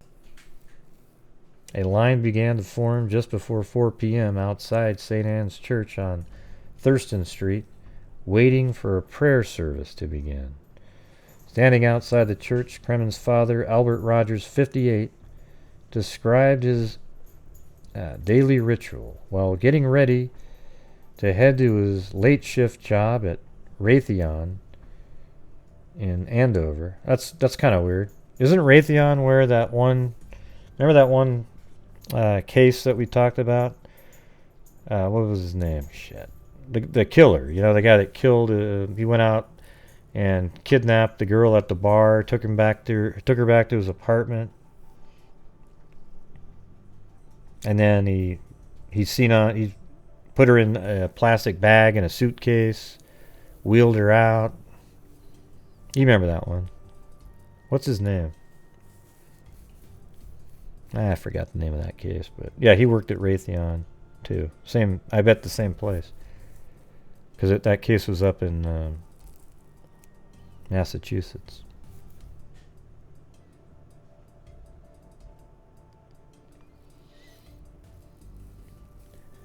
Let's see. The crowd, many clad in black shirts with white paint that read, yeah, the engineer, yeah. Others who have murder victims spoke to the crowd. Led by police cruiser, they flooded Sycamore Street and walked to Broadway, placing flyers on car windshields. They paused at 419 Broadway, the apartment where Tommy LeBlanc lived. LeBlanc was Cremin's boyfriend, and they regularly met at each other's houses to do homework or watch TV. And her mother, Catherine, said her mother, Catherine. The night of her death, so here's the answer to your question in the chat there. Cremin called her mother to say she wouldn't be home by her 10 p.m. curfew because she was watching television at LeBlanc's house. Catherine, see, that sounds really peaceful, right? You're watching TV with your boyfriend, and Catherine Cremin recalls falling asleep, this is the mother, on the couch that night and waking at about midnight. Deanna still wasn't home. I assumed she was staying over at Tommy's. See, that wasn't a big deal. So it's pretty clear that they probably had sexual contact. And I went back to sleep. She said, it still hurts to think about that. I hate myself for it. Yeah. Last week, the crowd walked to the corner of Heath and Bond Streets, the location LeBlanc said he accompanied Cremin to before he returned to his apartment, where he told police he was expecting takeout food order to be delivered. Really? How come he didn't get the takeout food when she was at your house? Let's see. Last week, the crowd walked to the corner of Heath and Bond. LeBlanc said he accompanied Cremin to before he returned to his apartment, where he told police he was. So maybe he only could walk her halfway because the takeout food he ordered was going to be there at a certain amount of time, so he couldn't walk her all the way home. Okay. It sounds like that's what he's claiming. The crowd then moved to 125 Jack Street, where Cremin's body was found, and paused before walking the rest of the way to her home at 48 Jack Street. Susan Wallace, Cremin's aunt, described her niece's death as open wound that won't close. It hurts, she said. It hurts on the holidays. It hurts when we see young girls going to prom. When we see young girls getting married, it hurts a lot.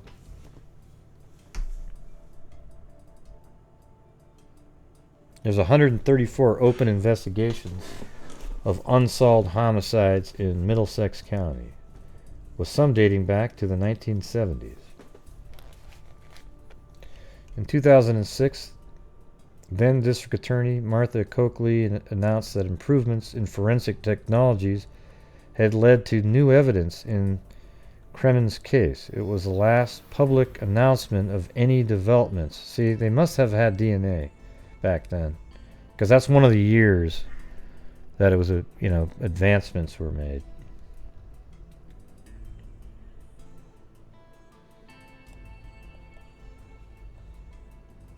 Yeah. Standing outside her former home, Catherine Cremin, who now lives in Stoneham, recalled the way her family was destroyed. My daughter got murdered and a bomb went off, and this family blew apart, she said. You people all coming together today, I think, is going to show us all that we've got the strength amongst us all to pull it all together and get with the ones you love. Life is gone in a snatch, and then the torment throughout this family goes on.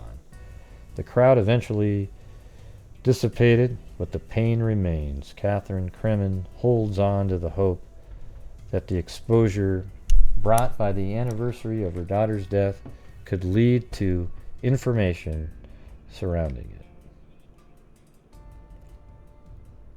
Yeah.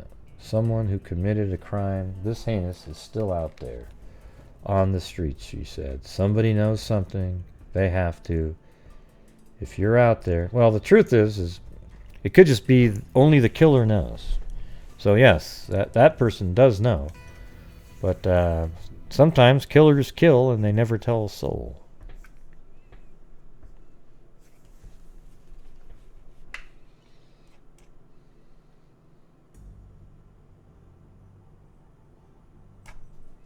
Hey, what a nightmare. Jeez.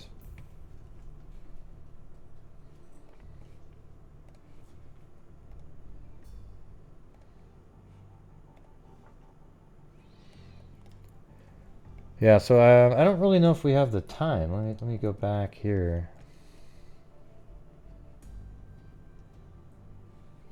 Yeah, I don't think I remember reading anywhere what time of night it was. I don't even think that's out there. Do you guys remember reading anything like that?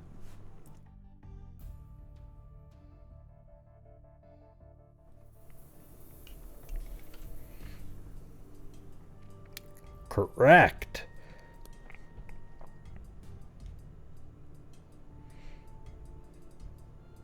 Yeah.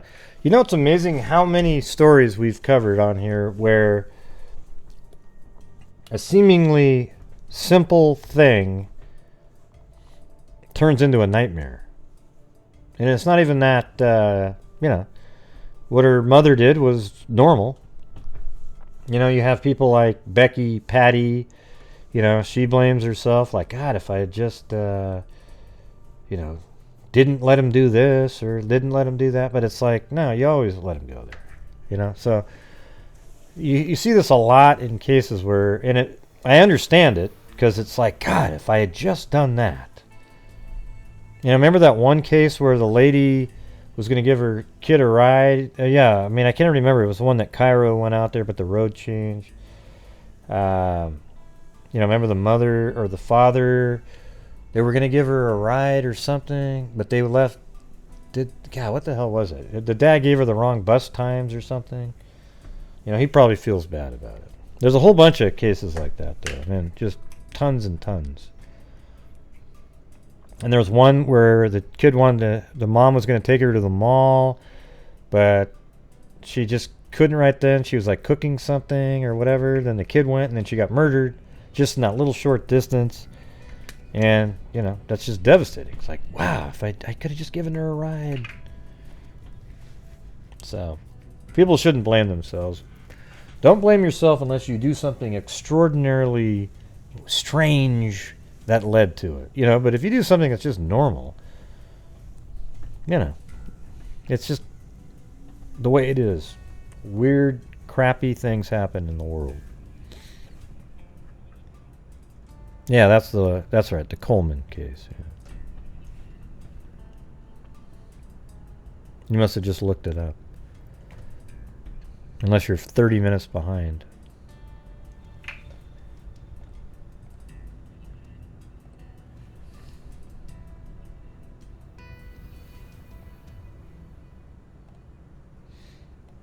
Yeah, so basically, she was over hanging out at Tommy's house, said, hey, Mom, I'm not going to make it home by 10. We're watching TV. So let's just say at 11. You know, you're watching another TV show for an hour. If you're not going to make it home by 10, that means you're probably into the 10 o'clock.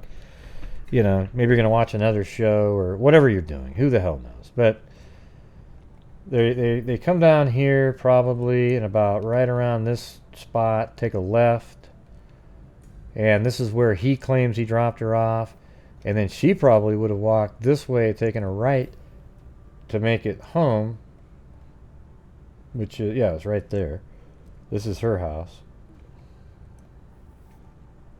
So this is the house she lived at.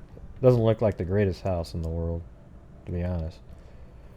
But, you know, this is also 2019, so it's 24 years later. Or more than that. No, that's right, 24. All right, so let's go this way. Whoa, there was... Is that where that... Is there a police station right there?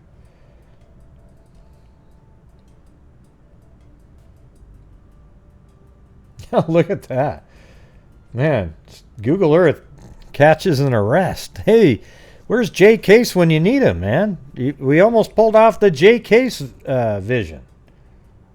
Man, we should go figure out what this was right here. And I saw all these cops standing on a corner, and then I was like, here, let's see what... Oh, crap. What happened? See, they got a bunch of different street views in here.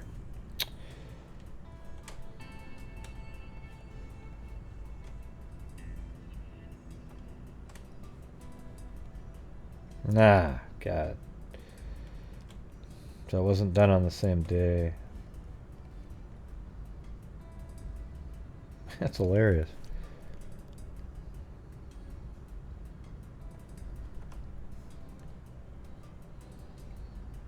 I've never actually seen that before, an arrest being made on a street. Yes, please subscribe and hit that notification bell.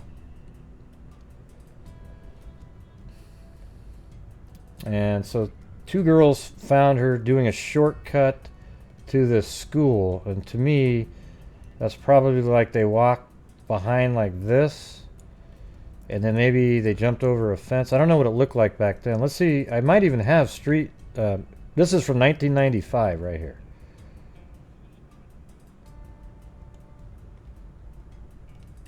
So it looks like there's still trees here. This is right around that time. April 1995. So this is... Wow, that's bizarre. This is literally like within a couple weeks. Isn't that wild? So this happened March 30th, right?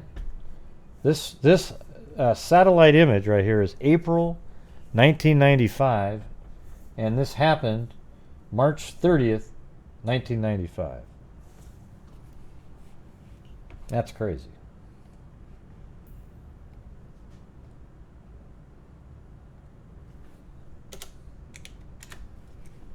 So this is like exactly what it looked like. This could be within 3 days. I mean, who the hell knows? So let me put it right here, and I'm going to move forward just to kind of see what goes on. So this is 2001. It looks like maybe this is just a time of year where the foliage isn't that much. Let's see if there's another one from April.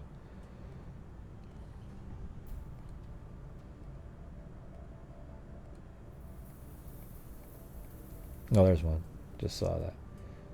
Okay, yeah, so this is April, and notice how that looks very similar. Like the trees are almost not there. So maybe they cut across like this to get to that grade school, the kids, then they found her back here. See, I think it was back here at this... Well... Huh, let me take a look. They said her body was found here at the parking behind the building, so it could, maybe this is it right there. That actually makes more sense, doesn't it, than over here.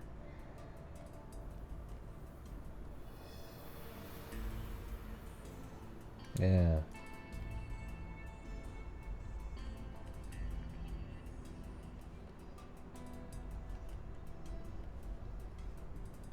Yeah, so there's this little side road that goes right down there.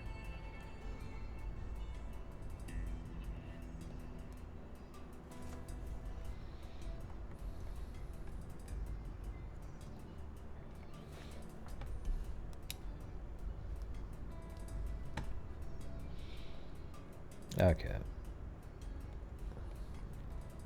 So this is where the boyfriend lives.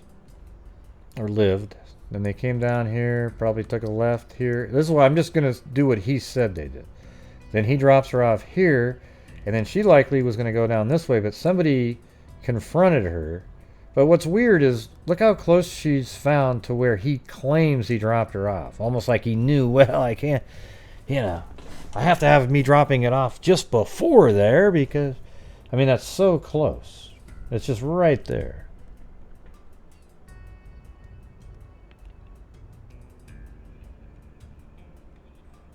Well, they said it was in the parking lot behind the building.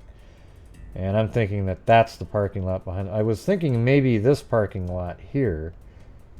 But there's a fence behind there. And they actually have street view back here, amazingly. I don't know why. But, so there's a fence. And that fence looks like that's been there since 1980. I mean, look at that damn thing. So, they probably wouldn't have been able to just get her through there into this parking lot. So the shortcut a kid might take might be something like, you just walk behind the building and then you're going like this, and then maybe she's found just off the side in the parking lot there. And then they went to the school right there. Those are the people that found her. Okay, but that's apparently where her body was found. The boyfriend says he dropped her off right here, and then she was going to then walk the rest of the way home, which would have been just right there. Now, one of the other people that was a suspect was a fireman, I guess, and he was interested in her and talked to her, and then she went to high school here and would probably walk to go home. You'd go like this down Walnut Street right here, and then take a left on Broadway, and maybe you would pass it. You could turn on any one of these streets to get to your house right there. But apparently that's where the firemen worked at this fire station right there. So that's all I got for this episode. I don't have any more information. So it'd be great to then talk to a family member or someone who knows more information, because I would assume that they have some sort of DNA. I know it seems kind of lame, but if it's true that he ordered a takeout meal, he knew, okay, yeah, it's going to be at my house in 15 minutes. Hey, I can walk you halfway, and then I can get back home for the takeout meal. Okay, because if he walked her all the way home, the food would have shown up and he wouldn't have been there. So maybe that's his excuse as to why he only walked halfway. But I think they could have easily proven that he did actually buy a takeout meal, right? So the police obviously would have checked that out and said, oh gosh, he really did order a takeout meal. Okay, so for me, it really it's starting to move away a little bit, even though there's just some crazy stuff involving the boyfriend. The mother filing the restraining order. Who the hell does that? So, anyways, I need to be able to speak with more. Well, maybe you can get me in touch with that retired detective, Curious Georgia. Do you know who that was? Or was it just a random walking on the street, hey, detective,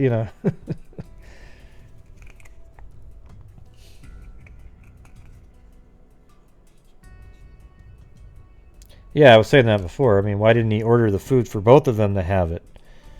Wouldn't you order food for you and your girlfriend to eat it?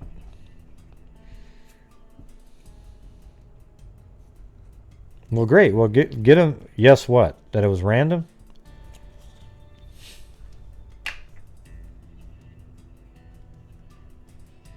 Nah, I don't think there was anybody that heard anything. And that would be a little bit weird, too. That would suggest maybe the boyfriend, too. You're feeling comfortable with him, and then, boom, he starts choking you. You're not screaming, oh, my God, who is this? Yeah, wow. And then you get choked. It's like, oh, it's your boyfriend, and then you're not screaming because you're not nervous, and then, boom, you get choked.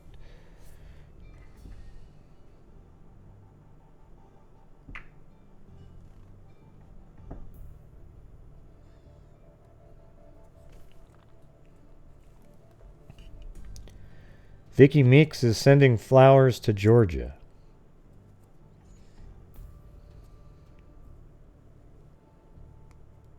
Who's he should have heard something? Well, no, that doesn't. Why? How come? Why? What do you mean he should have heard something? If he dropped her off here, and then he was going to go get back home. Let's see. Yeah, boyfriend drops her off right here. He's going to drop her off here, and he's going to start walking this way, and then she would have gone this way, and they're a block and a half apart. I don't agree with that at all. Yeah, that's just one of those things like, well, because I think he should have heard something. We don't even know if she was screaming or anything. Nobody else heard anything. Look how dense this place is. See all the buildings there? How come nobody heard anything? At least I didn't see anything in an article that said that. Maybe there's more information that's out there.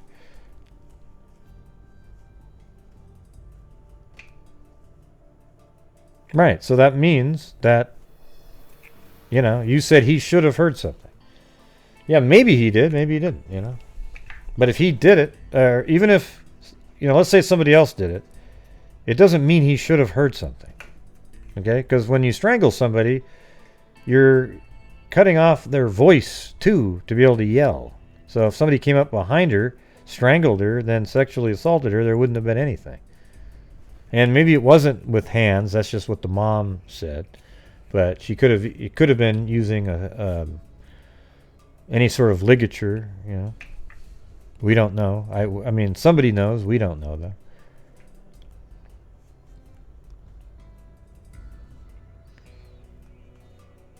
Yeah, I don't know. I think it kind of makes sense, actually. It's in the middle. It's on halfway home. And she even called from his house. So why did she call from his house if you don't buy it? Like, you're not buying it, but it makes sense because they would walk each other home. Or at least he would walk her home. But this time he only went halfway.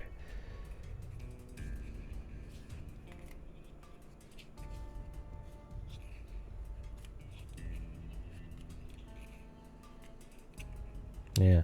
See, but that's what makes the case, it's interesting, right? Because what happened? The boyfriend seems like he could be a suspect, but then there's things that don't make him seem like one. It doesn't seem like the greatest neighborhood in the world, to be honest with you.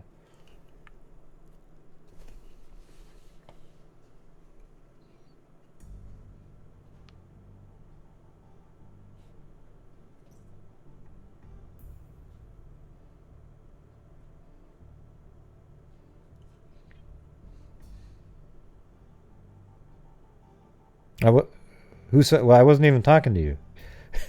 Hey, Curious Georgia, I'm not always talking to you. There's a whole bunch of people commenting in there. You see that?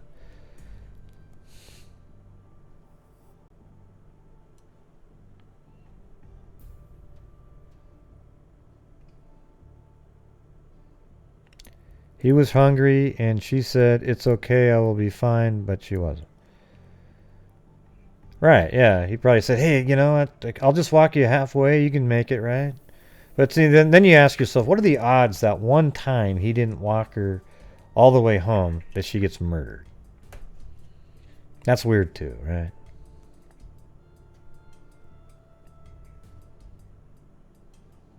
Yeah, that's what it seemed like. It was like lower income.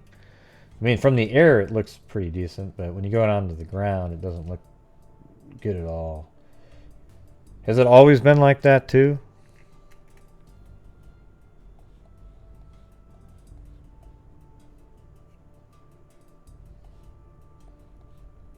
Like, that's the apartment complex right there that she was found behind.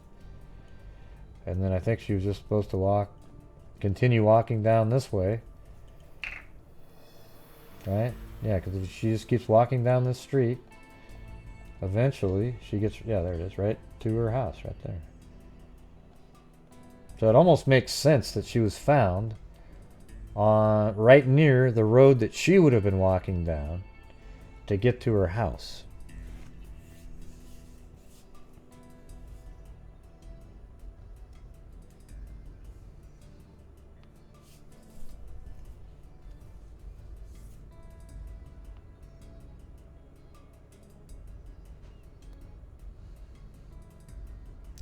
Well, anyways, you guys, why don't you comment in the comment section and, you know, type in what you think. All right, but I think I'm gonna call it an evening. But if you know anybody that knows more about the case, family members or whatnot, let me know, and maybe I can interview them and get more information.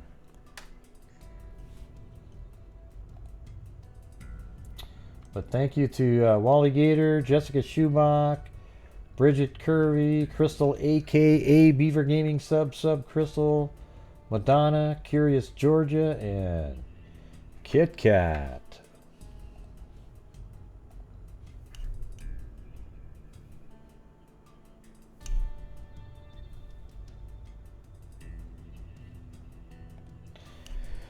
Yeah, no problem. Yeah. So I don't know who, there might be other suspects that have come up over the years. We just don't know about it. And we're not, you know, so that's where I would need to speak with somebody else, and then maybe we can plot more out on the map. But it does, you know, like right now, you know, the boyfriend's sort of like this weird 50-50 nebulae area because you're not really sure. You know, I guess they moved away too. Mother files the restraining order against him. You know, the one night that he doesn't walk her home, she gets murdered.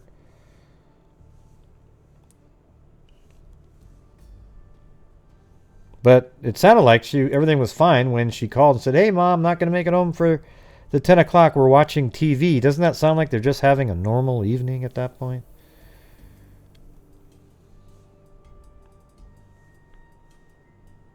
So, all right, everybody, that is it. And there's Lori Daybell. Oh, look at the bartender there. I'm trying to hurry up and make some drinks.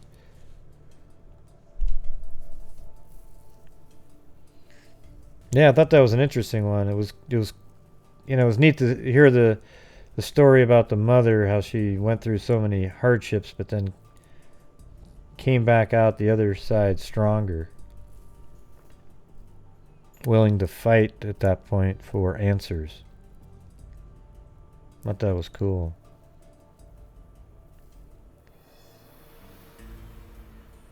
There she is.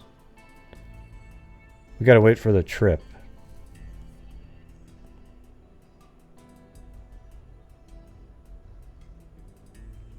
Who's Adam's family?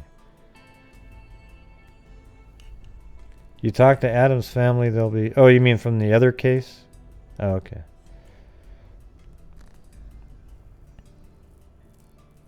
Yeah, that one's a weird one, too. Right? I think I'm thinking of the right one. Yeah. Yeah. That's a weird one. Nope, I think she's tripped. Oh, I guess it already looped back around. Yep. All right, everybody. So, Curious Georgia, if you ever can get a hold of that retired detective, see if you can get some, maybe you can come on to my show even. I can interview him. Yeah. And thank you guys all for showing up tonight. And yes, make sure that you're always washing your hands.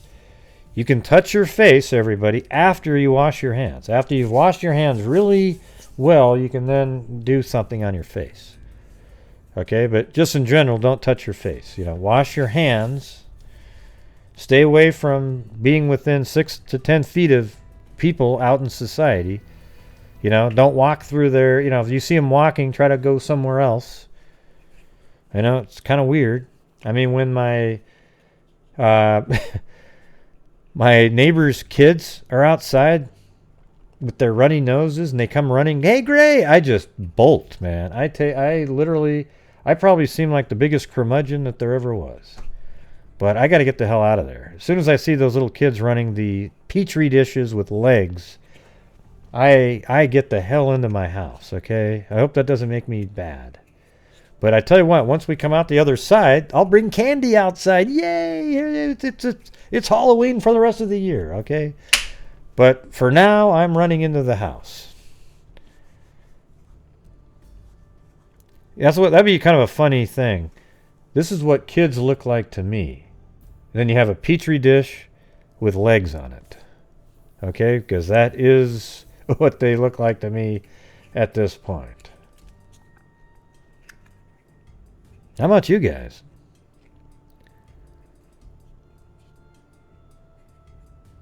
You asked the Cremin family earlier what?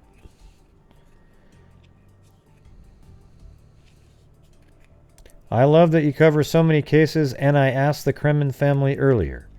Well, what did you ask the Cremin family? See, I need a whole sentence. I don't know what that means. Okay. You mean you talked to them to see if they wanted to come on, or? Oh, cool. Did they say they would?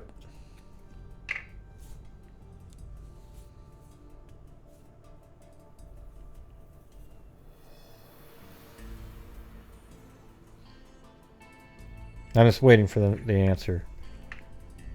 Or are you waiting for a response? Is there like a group that they're in, or where did you ask them? There must be a Facebook group about it.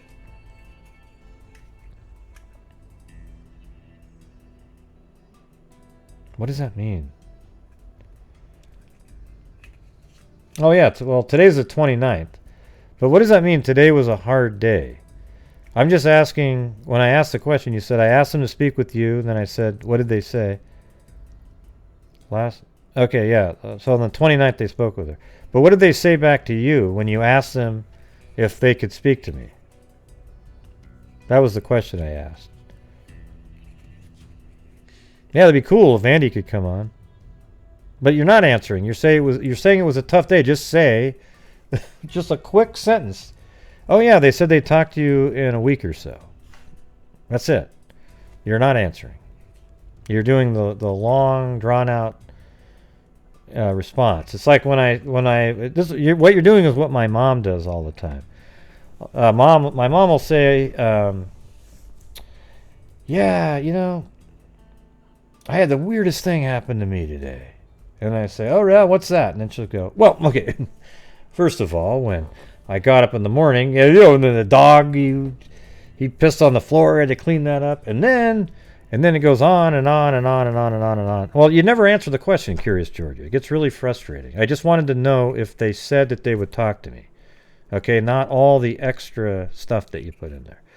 Anyways, that's what my mom does. She'll go, yeah, well, see, I got up in the morning, and then my dog did this. And then, oh, God, then the mail came, and then it takes like an hour later, we get to the point. I always go, Mom, what's the part that was really weird? Okay, yeah, when I went to the store, oh, by the way, when I went to the store, I had this other thing, and it just goes on and on and on, you know? Because I was trying to end the show, so that's why if you could give me the answer to the question, I could then end the show, but instead I'm still on here now because I'm waiting for the answer if the family was interested in talking about it at some point.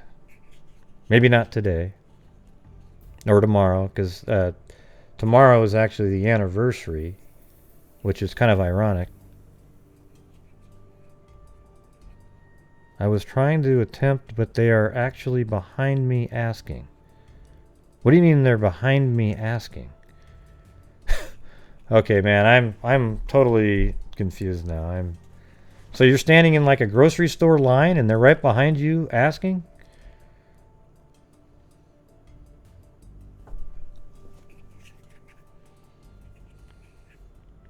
She's trying to trip me out. I know what you're doing. Curious Georgia. Look at, I think you're gaslighting me. You're making it seem like I'm going nuts. 6 feet of party, man. Okay, so the family, you spoke to the family and you wanted to see if they could talk to me. What did they say? That's all I want to know. What is the answer to that question?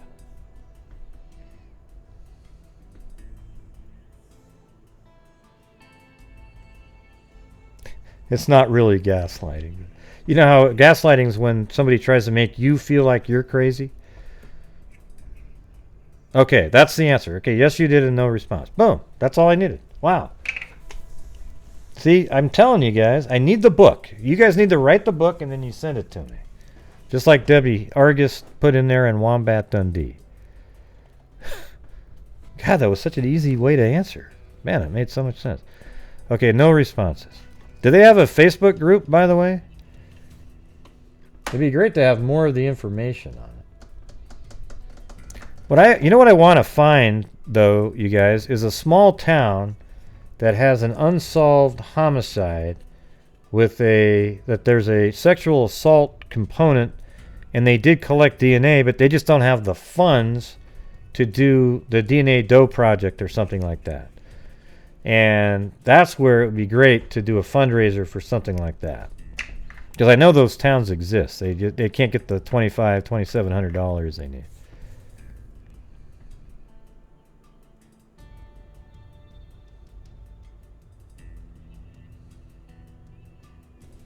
But you don't think what'll last long? Yes, I did. No response, but I don't think it will last long. You mean they're not responding to you won't last long?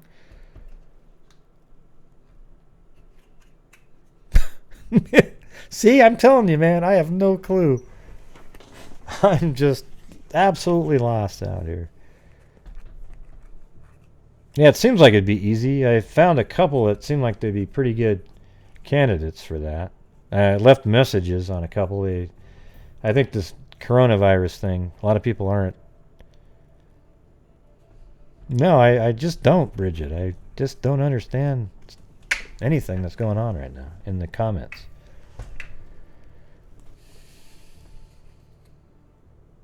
Okay.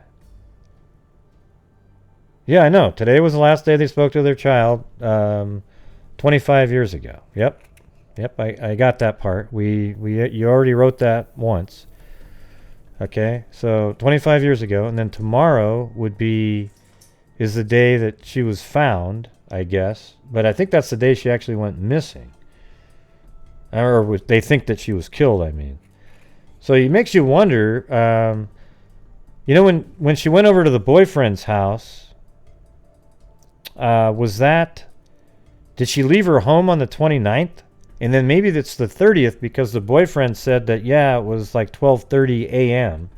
And that would make it the 30th. And that's why the date's that. And maybe that's why there's confusion on some of the articles. It says the 29th because maybe that was the last time, you know, the same day that she left the house to go over to the boyfriend's house. And then she got murdered, and people they didn't say that it actually, let's see, reached out and actually. Okay, cool. Right. Well, thanks. They're on Facebook though, right?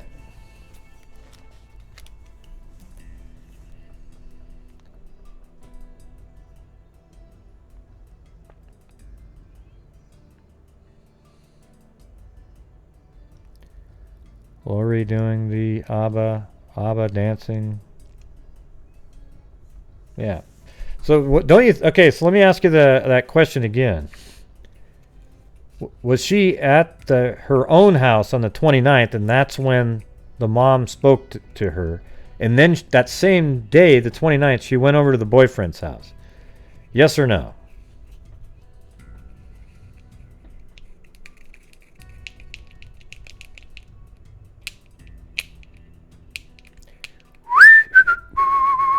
Okay. So then she goes over to the boyfriend's house, and that means she was going to be home after midnight. So at that point, when you're after midnight, there's a little bit shadier people out and about. So at midnight, her boyfriend probably starts walking her home and then thinks, okay, I dropped her off there at about 12:20. And so that makes it into the next day. Don't tiny bubbles me. What does that mean? Jesus. Tiny bubbles in the wine. Yeah. Do they have karaoke version of that? Well, whistling isn't tiny bubbles. Okay. So that didn't make any sense. That's code again. Yeah, but whistling has nothing to do with tiny bubbles. right? No, I don't think you are, Bridget. I think that you're in the same plane that I am, just not understanding about half the comments. You know?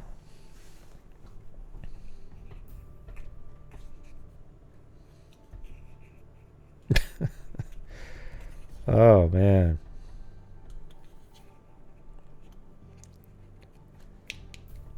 What a crazy night, man. Ah, jeez.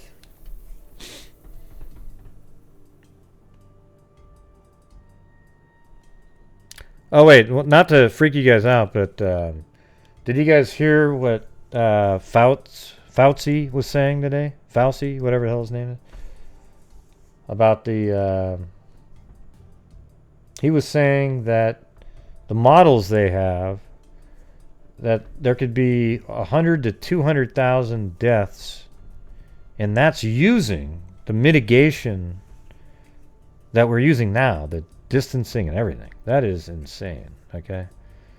100 to 2,000 deaths, and that's in the United States. First he said 100 to 2,000, and then it made it seem like, oh, okay, that's how many people you'll think might get sick from, you know, and then he was like, and that's deaths. Wow, that was just literally freaky. Yeah, we know who he is, Wally, yeah.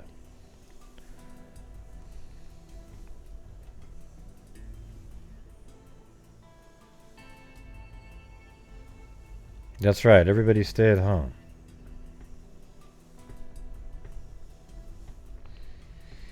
Yeah, that's a crazy number, man. But if you think about it like this, the United States has, I've even told you guys this before, right? I've done the same math. We have 300 million people in the United States. Let's just say 10% get the virus.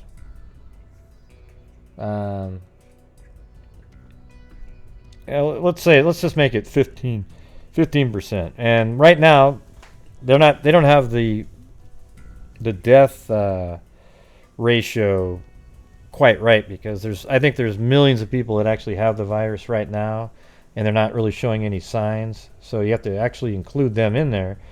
But of the people who get it, let's say it ends up being where 10 or 20 million people actually have it. Well, 1% of 20 million, okay, 10% of 20 million is 2 million. 1% is 200,000. So of all those people, boom.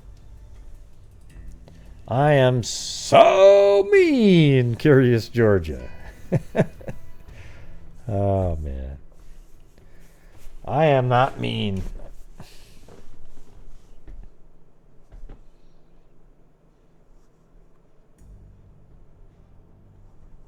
Nope, I'm not so mean. I'm so nice. You know it. Come on, you know it. Thank goodness this isn't like MERS COVID, which had 30s. Yeah. Well, the difference is that one wasn't as transmittable as this one. This one is one of the most highly infectious. I was just even talking to my brother. He said, whoa. He goes, this thing is just incredibly contagious. Like, it's just, you know. And that's the problem with it. It's very contagious, and it's more deadly than the flu.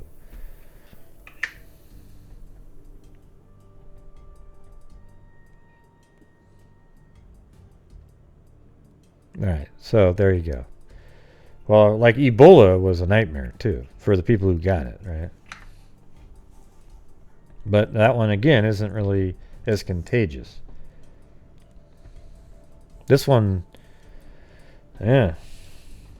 Well, I'm going to tell you this. This might actually change a lot of things, and companies actually might even start making more money, because they won't need to own buildings anymore. Because I've never really understood. I've worked from home for 13 years now. And I get way more done working from home. Way more. Okay?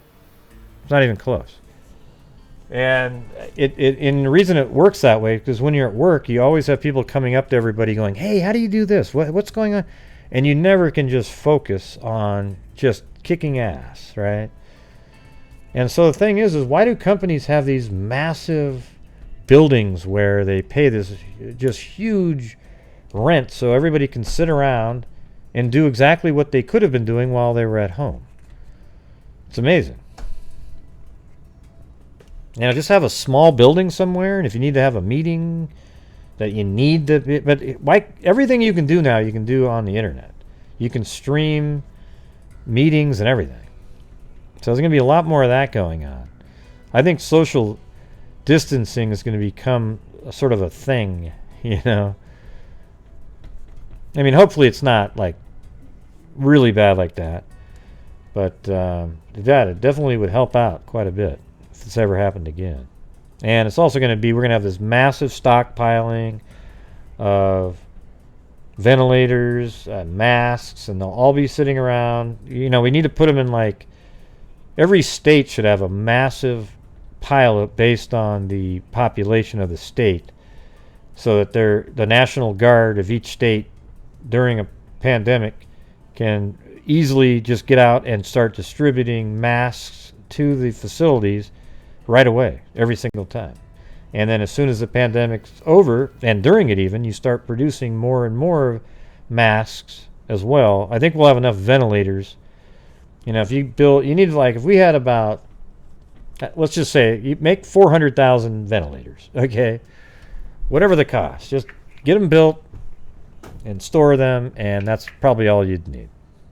Let's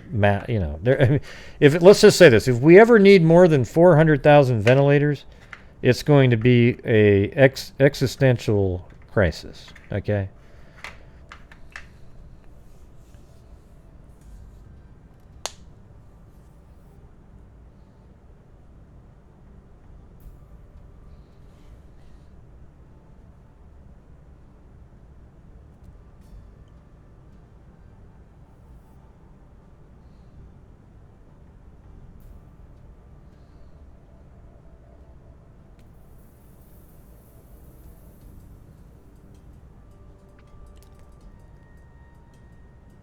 Yeah. No, it really does help. I mean by shit shaming. You mean these idiots that partied on the beach in Florida? It does help. Because even my brother I was talking to today, he goes, wow. Those people are responsible for deaths, too. We both agreed on the same thing. All the idiots that sat there partying away on the beaches of Florida, doing all their bullshit that they were doing, are actually responsible for deaths. We just won't be able to tell you which ones. Okay? Those people are absolute. When I was talking to my brother, he said that it should actually have been criminal because it was so reckless, And I totally agree, man. I think when you have orders where you need to be staying at home and all that stuff, and you're out there partying around like it's your last moments on Earth or whatever, you're absolutely...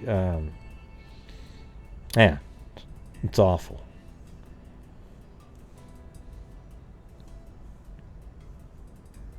So it's fine. Yeah, I think they're absolutely. They deserve any ridicule that they get. Absolutely embarrassing. I mean, these are the people that are supposed to grow up. They could barely speak in the interviews too. It's like, wow, the university should just. And yeah, I've washed my hands multiple times while I've been sitting here, so I can touch my face. See that?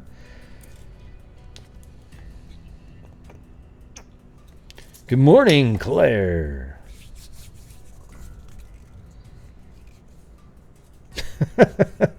Good for the father. That's awesome. That's awesome.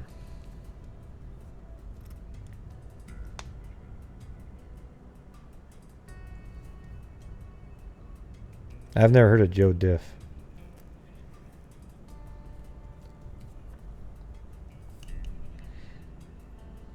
Yeah. I think it's very useful to shame people when they do stuff like that.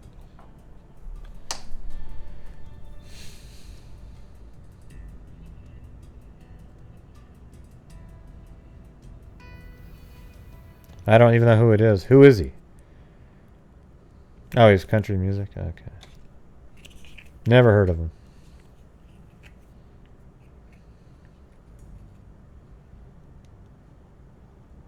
Yeah, New York's gonna... I mean, I bet you New York is going to have in the tens of thousands of people dead in that city. I mean, there's how many people live there? Isn't it like 22 million in the state? You know, they're going to have a lot of people there. I mean, they're already. I mean, the numbers they're getting every day. I wouldn't be surprised if tomorrow it goes up even more, like a bigger jump.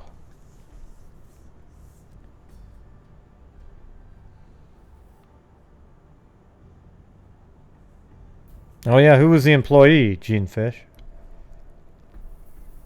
Don't tell me it's a cameraman.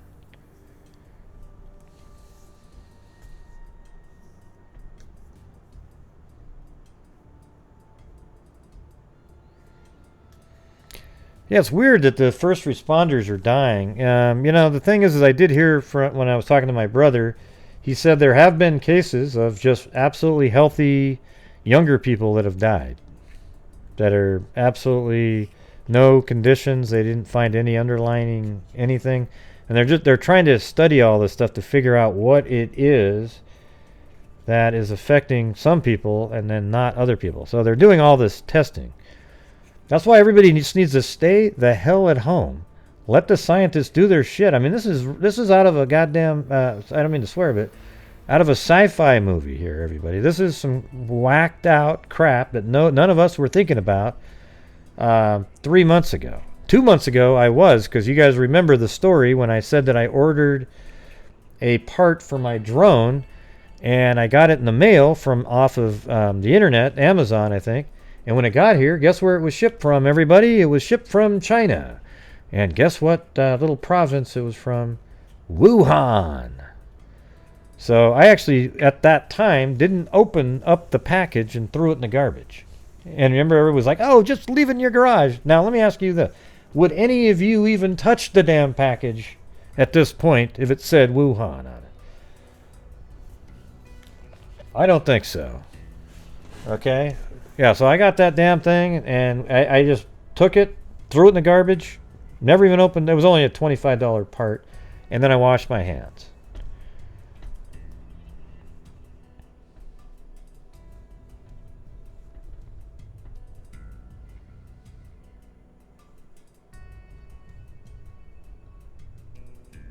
Oh, yeah.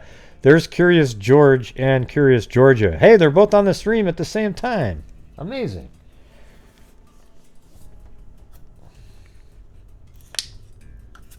Yeah, and that was a long time ago, too. I mean, this was way before we had our first cases in the United States. Because you could see what was going on over there. You had this virus spreading around.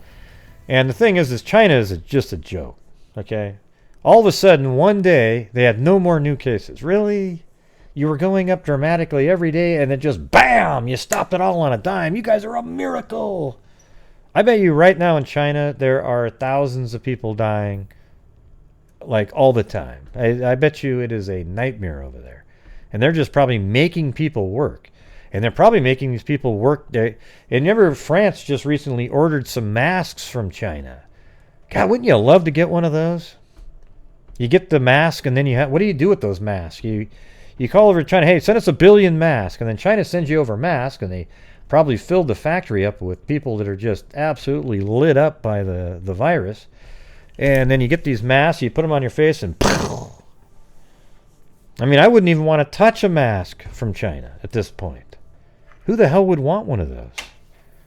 Well, it's better than nothing, Gray. Oh, yeah, right. They paste the freaking virus on.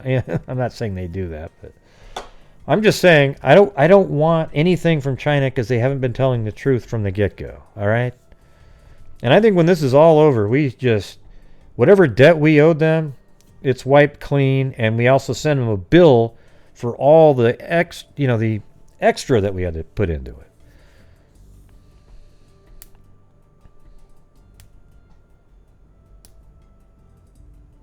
Now, the trade deal is a good thing. Yeah. Yeah, the trade deal got us money, finally. China was just getting every nickel. I think what you just need to do, though, is I think we just need to... We actually say, we're not paying you. We are dissolving ourselves of this debt. Thank you. Okay? That's it. Then you move on. And then in the future, we need to have more manufacturing back in our own country, especially of any medications we use, antibiotics, anything that's crucial at all. We got to make back here in the United States.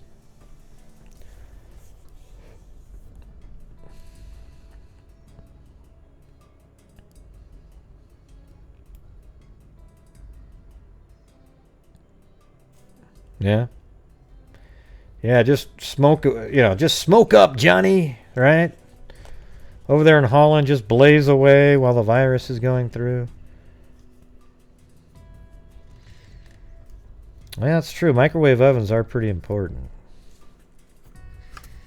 I guess they'd have to keep McDonald's open, too. Those Big Macs aren't bad.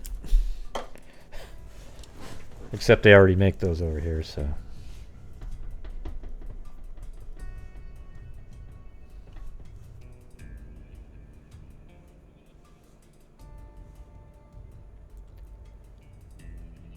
What are you guys talking about? Every country needs to produce their own. Yep. Yeah, and I don't like when people start, when they blame Trump for not being prepared for the virus. Okay, he didn't have any time. There's just no. He did cut off the flights to China, but most people over here weren't thinking, okay, we're going to get this massive, The reality is not one president, including Trump, they didn't get into office and start building for the possibility of a pandemic. Okay? Name me one president that got us stockpiled ready for a pandemic. Can you just name one? Yeah, I didn't think so. I mean, I guess now we're doing it, but it's after, when it got here. Yeah, I saw him go off on... There is some stuff that he, like, for example, he did say the other day in a press conference, he said... but it's always so weird how they word stuff when they try to argue back. CNN is a joke. I was watching him today, and I just kept saying, no, you're not being intellectually honest right there when how you tried to slam Trump for what he said there. You're not being intellectually honest. That David Gregory guy, man, he is a whack job. But yeah, he did say, hey, be nice to us. He was saying about the Washington State governor, he's not nice. So he goes, and I won't talk to him. I won't talk to him. But and I tell Mike, hey, you don't talk to him. But he says, the vice president will talk to him, so that they're not missing anything. See, what they leave out of the story is that none of these states are without getting what they're supposed to be getting because Trump doesn't like them, okay? He just doesn't want to talk to the idiots who bash him all the time. Would you want to? Literally. I mean, literally, like, if there was a governor out there who just trashed your ass every second in the media, every freaking day, and then they want to call up and go, hey, we really going to need this. I'd be like, listen, I don't want to talk to you. Talk to the vice president. And he's actually in charge of the whole, team, the vice president, right? So what's wrong with that? They still got all the shit that they want to get. He just doesn't want to talk to the guy. And there's nothing wrong with that, but they leave that part out.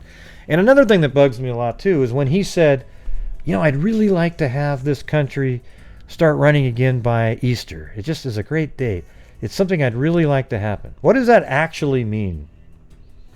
What does that mean to everybody? Does it mean that he set a hard date? That he said, hey, on Easter, everybody, we're going to open up the country? No. But see, all the morons on social media, they say out loud, and in the media itself, like CNN, MSNBC, they say, look at that. And even Mike Wallace, or whatever the son's name is. Hell, I can't remember. He said the same damn thing. He's an idiot. That's not what he said. He's hoping for it. What's wrong with hoping? He's going to go with what the scientists say every single time, right? But he's hoping, and then now he's hoping that it'll peak in 2 weeks. That's probably not going to happen either. It'll probably be the end of the month. And then he'll have to adjust then too. But at least he's providing some sort of hope out there instead of, oh God, everybody, man, we are toast. We are screwed, man. We're never going to get, it's like, come on. See, that's where the intellectual honesty is gone from the conversations. They don't say, well, to be fair, he never said he was going to open it back up. He just said he wished that it could open up. And that's a big difference there. And even all the scientists have always said that he listens to what they have to say, and he bases his decisions on what they say. And today they made it sound like, wow, those scientists must have really got in there. Good for them. They convinced him against his own will to open up the country in 2 weeks. And it's like, no, you stupid idiots. That's not what happened at all. He listens to him all the time. He just said he had hope that it would open up. Anyways, it's incredible. People just don't have brains. It's amazing. But if you want it to be that way because you hate somebody so much, of course, at that point, you'll hear that. Yeah.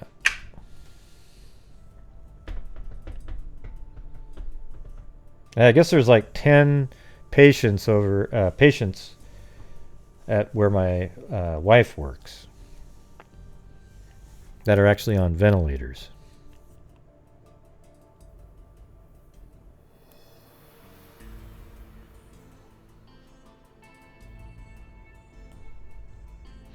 Well, yeah, Curious Georgia has a hammer because she's cool.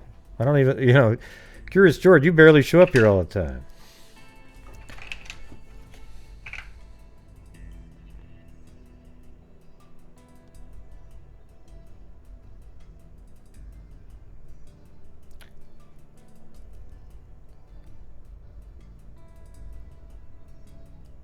Yeah, good. That's cool. But why would you get you act like you're upset that you don't have a wrench or something.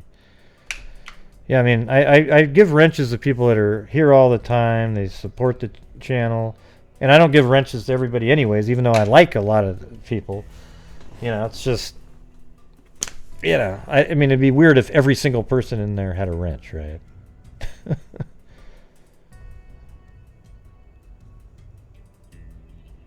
Okay, cool.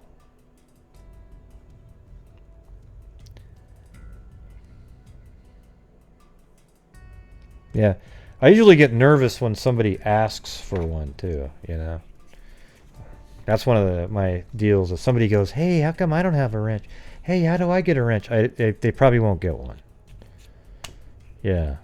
I usually give wrenches to people who, when I've seen them for a long time and I realize, wow, yeah, they're always here supporting. Or somebody else says, hey, Gray, have you ever thought this person, it's just somebody I might not have thought about a wrench because I'm doing a show, And then I go, oh, yeah. Yeah, so I guess there's 10 patients and then 5 that are being tested where my wife works. So that's what makes me nervous over there.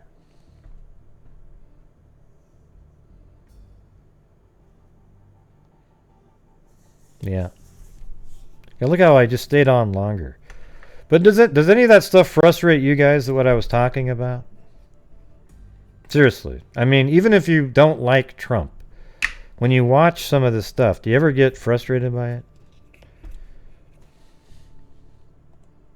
Because I just want the real shit, Like,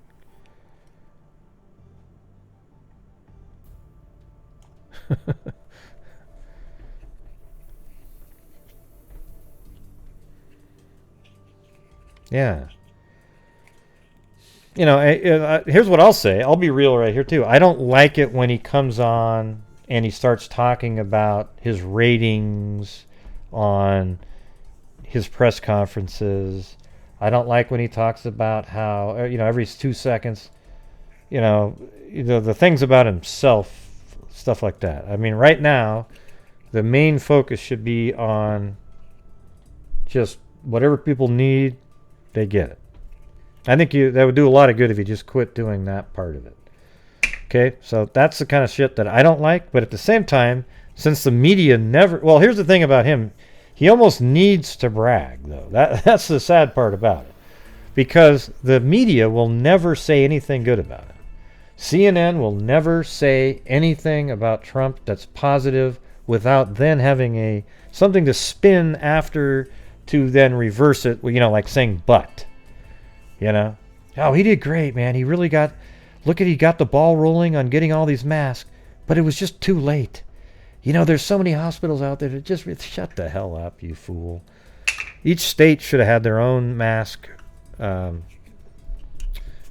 stockpile already, okay? That didn't happen. Yeah, so he almost has to pat his own back, but I just don't like it, It's like, you just don't do it. Let other people do it. Like, Fox News might say something good about you once in a while, and there might be people on the internet.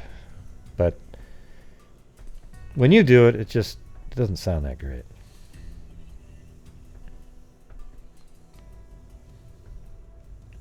Really? God, I don't think he comes across as a puppet belonging to Mike Pence at all. Seems like it's the other way around. Yeah, I don't see that at all. I don't know. Mike Pence is, you got to admit he's way more articulate than Trump is. That's just the way it is. But Trump's just kind of a businessman. He's out there, he'll trash you 2 minutes to get you to do something, and then the next minute you're the greatest person in the world. That's just the way he's always done it.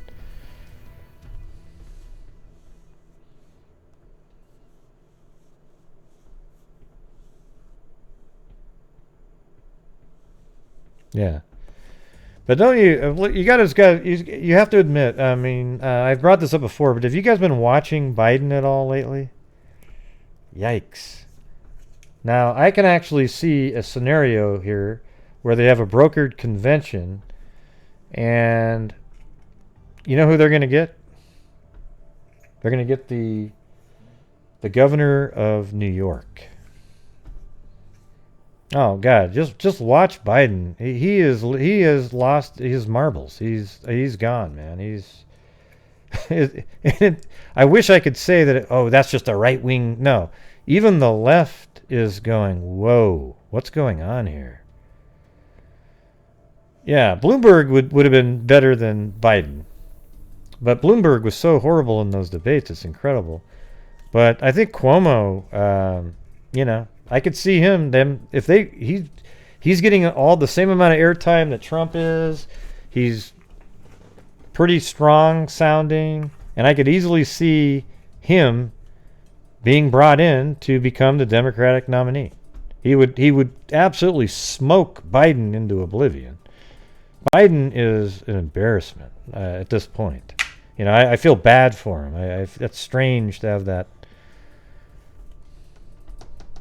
Oh man, you guys gotta go see it. It's weird. It's really strange. It just, yeah. Try to see if you can find some of that stuff. I don't think I know who Jessica Tarlov is, and I don't even know who Michael Malice is either. VP. You must watch different YouTube than I do, or channels. I never heard of it. Yeah, see, I could see people voting for. I think it would be a battle. I think actually Cuomo would have a really good chance of winning because he'd be acceptable to every single Democrat except the Bernie Sanders people would be pissed. That's where their problem is the Bernie Sanders people wouldn't like a Cuomo, and they might, out of protest, go back, vote for Trump again. See, that's the problem.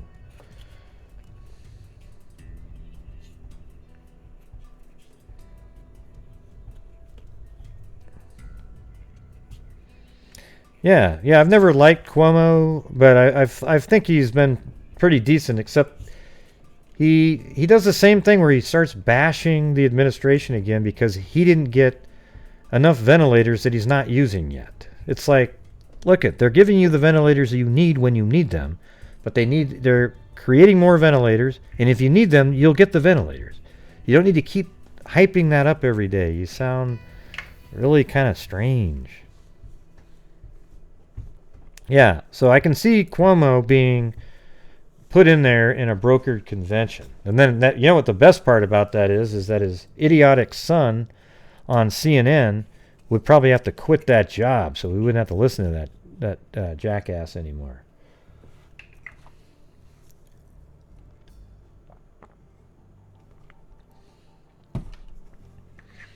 Nah, he's stupid, Crystal. Sorry.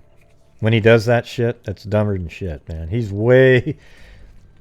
off too. They gave him 4,000 ventilators. He said 400. They have way more than enough at this point, and they'll have enough when they need them. Okay, so he needs to quit bitching and moaning in the public as if it's somebody else's fault other than his own for not having enough ventilators in his state of 20-something million people.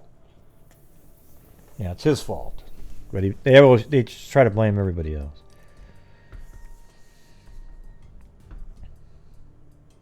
Oh, okay. Yeah, they're all broken. They're all being repaired. Yeah.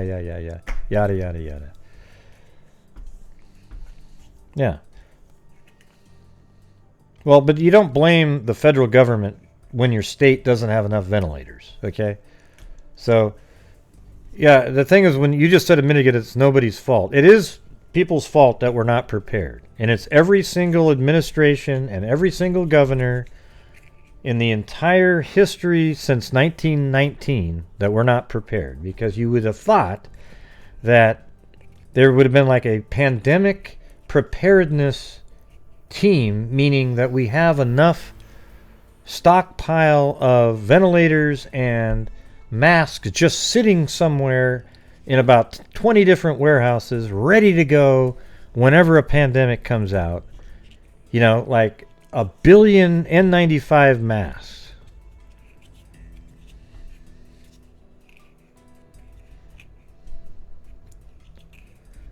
Well, you don't have to leave because someone has a similar name. They're Curious George. You're Georgia. You know, George is a name. You're a state. Okay? Okay, get the beds and then the ventilators. Yeah, well, they've got the Army Corps of Engineers went in there. You know, they built the freaking extra little hospitals with beds and everything.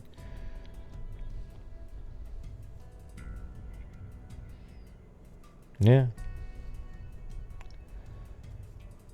I don't know. It's just, he's been bitching before they had the trucks. Okay. I mean, what are they doing anyways? Are they keeping these bodies so that families can bury them someday, or are they just going to cremate them at some point? That's one of the things I'm wondering, because it just seems like you're kind of keeping a body around that might actually, and then you freeze it, and then aren't you keeping the virus alive when you freeze it, the bodies? Or I don't know. I guess I don't really know the technicalities of that.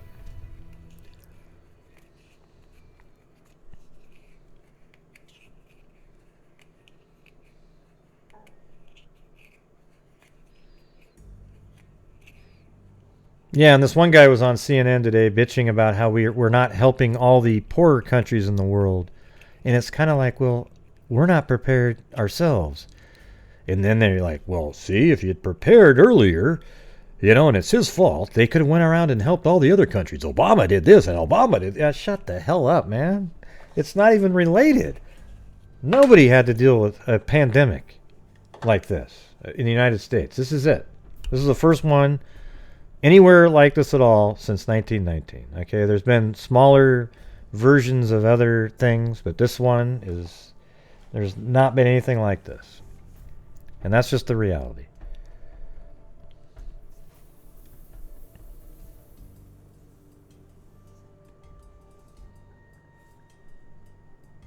Yeah.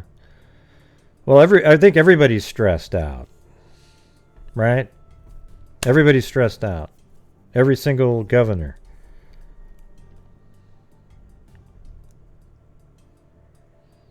Yeah, well, they just didn't need him after 9/11 because there was no bodies. Yeah. Everybody was incinerated. There was a few parts here and there.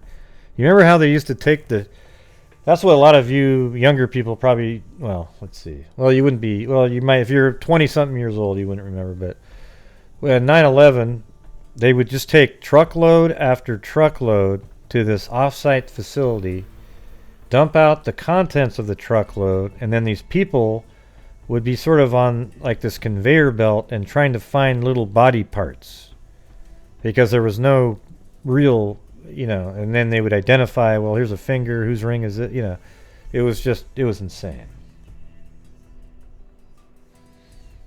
Yeah, I think Italy's cremating everybody too. They just don't have anywhere to put them. Maybe they do that anyways in Italy though, because it's so small. It's like if you buried everybody, it would take up the entire country after a while. Not really.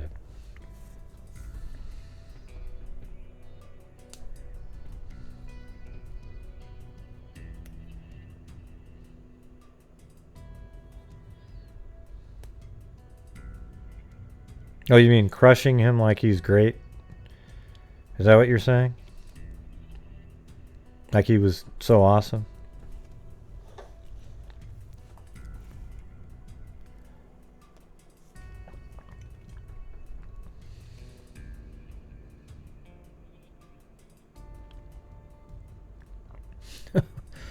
Oh man, now we've got biblical verses in here. Man, we're getting serious.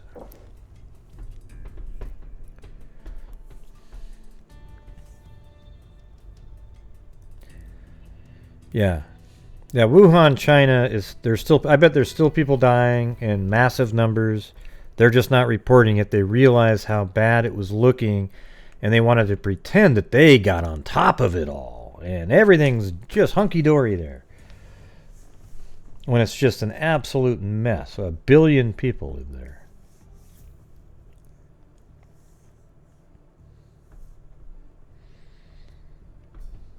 Yeah, they make it sound like he was just the greatest. Just so amazing. He was just, oh, wow. Look at that. He's so in shape with that. Oh, yeah, with that. It was. I remember those first comments reporters were making. It was just disgusting, really. Yeah, I saw that writing. Wasn't that weird? I was like, whoa. Man, maybe this will change China. Maybe they'll finally be an open society after a while. The people just need to get the country, make it open.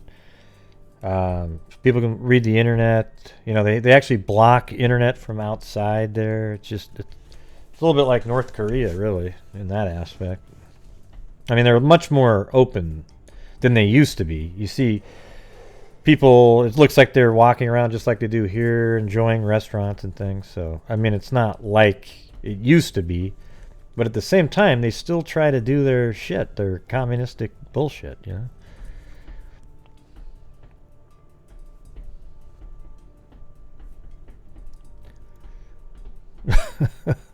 Yeah. Yeah.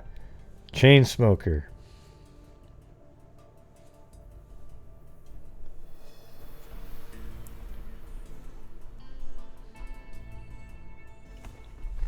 Well, that's nice of you, Curious Georgia.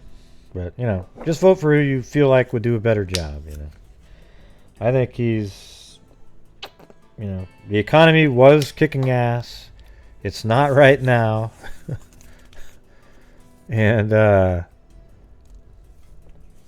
has nothing to do with him at all. The economy going down. So if there's anybody out there saying, "Where's your economy now, Trump?" Well, you're an idiot, okay? Because he had nothing to do with that at all.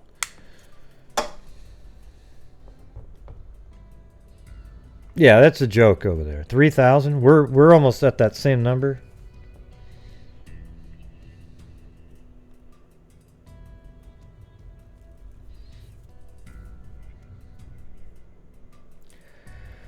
Well, the economy is there's going to be a lot of people that lose their jobs. That's the thing, and some won't come back. The ones that were right on the verge, but they were still making it, they might not come back. But maybe if you let people work from home, you won't have to pay that rent. You can hire those people back again.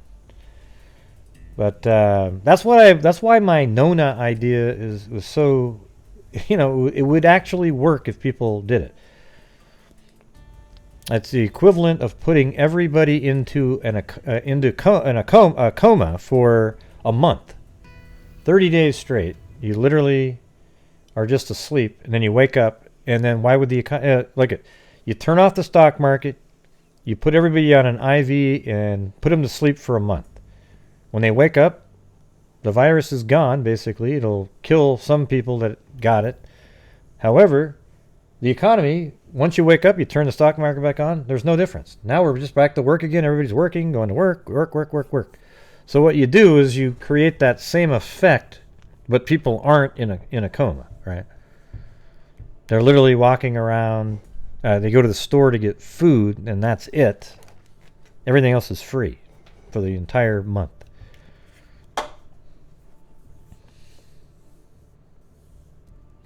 Yeah, nobody should be evicted from anything. Nobody should have to pay rent. Nobody should have to pay a mortgage payment. Nobody should have to pay an electric bill. Nobody should have to pay for anything. Maybe you need to, gas, probably. If you had to get gas to be able to get to stores, that could be open. But gas right now is really cheap, too. So nobody owes anybody anything. That's my phrase. Okay? Nobody owes nobody anything. You shut the stock market down for the whole world has to do it at the same time. The stock market shuts down. You stay at home and get groceries when you need them, but you stay at home for a month, and you have no electricity bill, no phone bill, no mortgage payment. Nobody owes anybody anything. And then as soon as the virus is gone, you just go, it's back on again. Boom. You show up to work the next day. There should be no change in anything because nobody got screwed in there. Okay, do you get it? Now the government then does pay for the electric bills, the electric companies to still run, for farmers, they're way out in the middle of nowhere. They're going to have the social distancing going to bring the produce in. And, things that are deemed essential. So maybe there's a less variety of food, but we still have food to live for the month.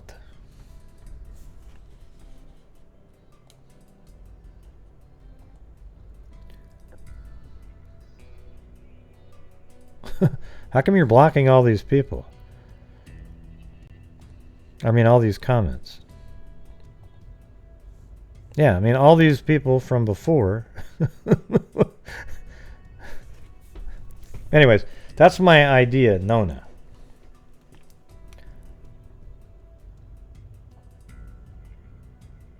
Yeah. Well, he's probably saying that. I don't know why Clinton should. Yeah, why should Clinton pay for anything? I don't know what that. Pelosi, though. Do you see some of the stuff Pelosi tried to get into the bill and did? They got stuff in there like endowment for the arts. It's like, what does that got to do with the virus?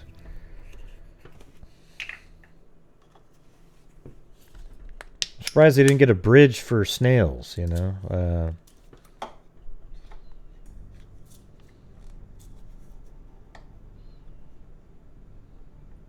Yeah, you know what, Naptown, I totally agree. I think there's something, whatever ailment Biden has, Pelosi has the same one.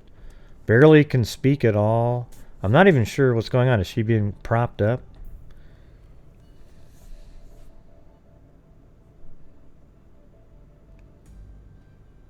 You can still block people, can't you? Curious Georgia? Everybody can block whoever you want to block. You just go up there and you know.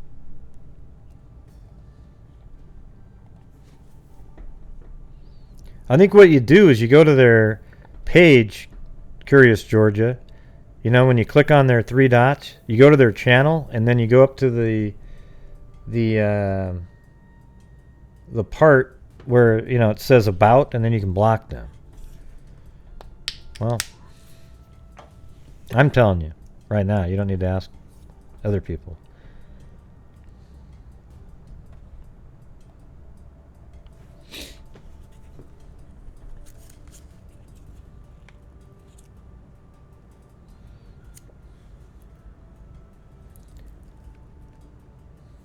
Yeah.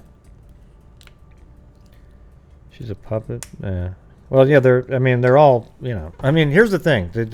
I said this before. The truth is that Democrats are better at politics than Republicans. Okay? They stick together. They almost never, somebody veers off and does something that they didn't want. That's the part that I wish Republicans did, but at the same time, isn't that shitty? Shouldn't people do what they actually believe in instead of just following the party line? It should be, do I believe this or not?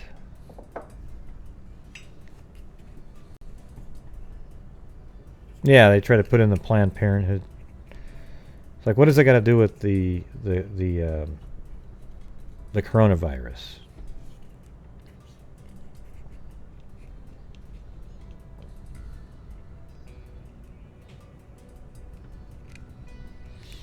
Yeah.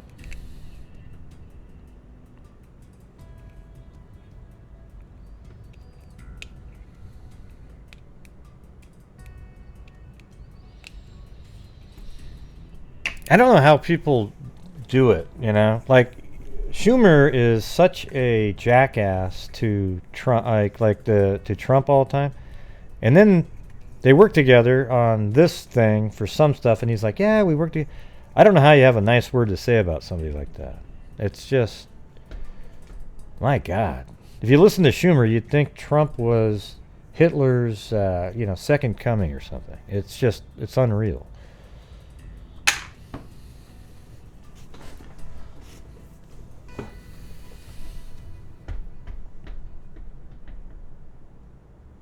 No, I think we're definitely going to have a plan.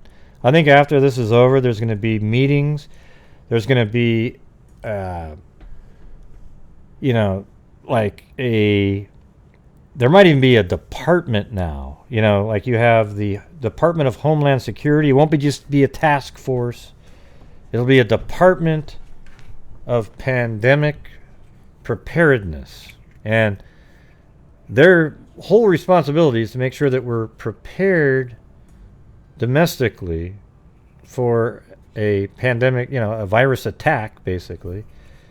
And then they're also going to then you merge the CDC sort of under them, and they're out there doing the surveillance and all that kind of stuff, and then boom. I think it'd be great. Yeah, I think this thing here is going to wake everybody up. There's no way in hell. 1919 was so 1919. It was so long ago. Who cares? I forgot all about it. Everybody was thinking, oh, okay, yeah, well, it'll happen. It'll happen. Who knows when? But now it happened. So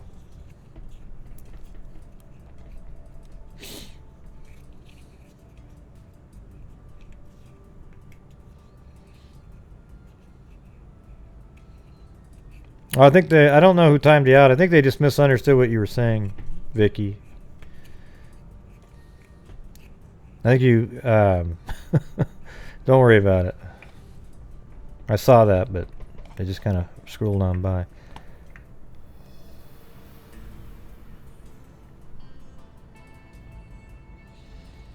Yeah, I think we're all going to definitely know a hell of a lot more. I mean, we definitely, you know what, you might think twice during flu season now, you're going to shake everybody's hands. And, I've always been a little bit paranoid during flu season. I'm always washing my hands. That's one of the things that's kind of cool is I've always been, my wife always says, Gray, wash your hands. Well, she always has hand sanitizer all the time for me to use.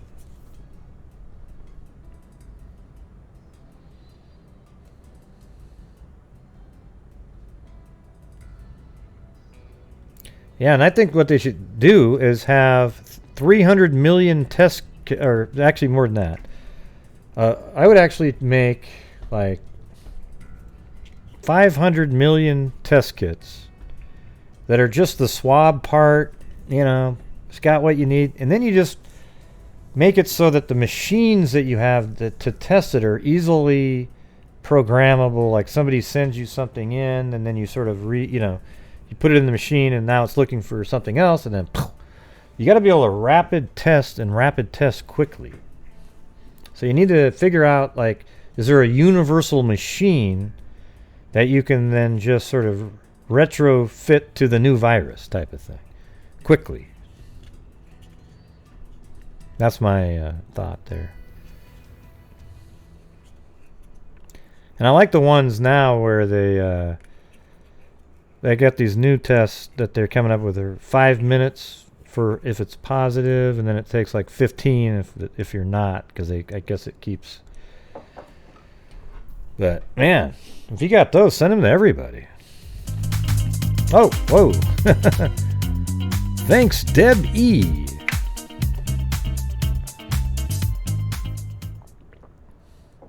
Yeah, go. Yes, share something amazing, Deb E. I think something amazing would sound good right now. Yeah, like a pregnancy test, and you should send one out to everybody in the United States using the same mechanism. They're going to send the checks out to everybody. The IRS. Use their mailing system and send out the test to every single person, and as soon as they get the results back, they call a phone number and say, yes, I am positive. And then they'll give you instructions on what to do.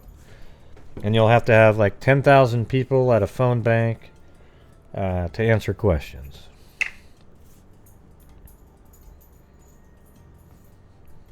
All right, Deb E, come on, what is it?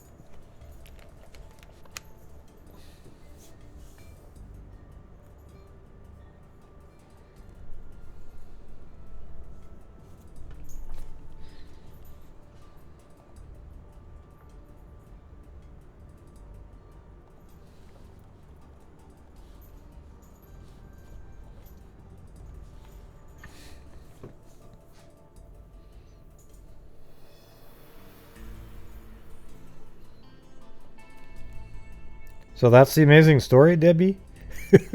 All right. Scars and all, I like him. Well, good. Congratulations. See? It's like the Love Boat, right?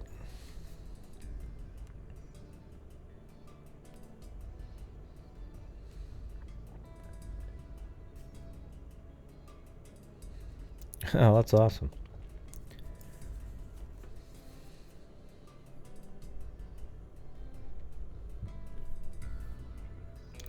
Anyways, I didn't mean to get too far into the, well, I guess, you know, every time I talk politics, I get frustrated. So, I'm frustrated with a lot of stuff that goes on. You know, and I do get frustrated with some of the behavior and stuff that Trump does with some of the tweets he puts out and some of the things he says. But overall, I like what he's doing. And I really can't stand some of the networks, how they absolutely cannot find anything. They almost get frustrated when they have a guest on that's not quite slamming enough. You can see their eyes going, okay. And they can't wait to ask another question to try to get them back on track to start bashing the president.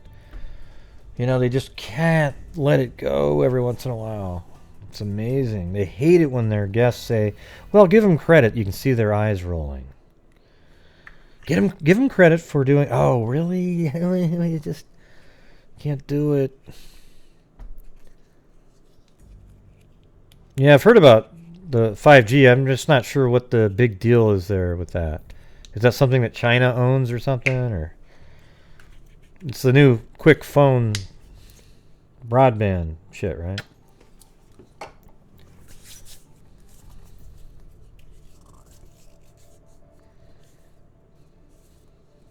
But what's the conspiracy about 5G?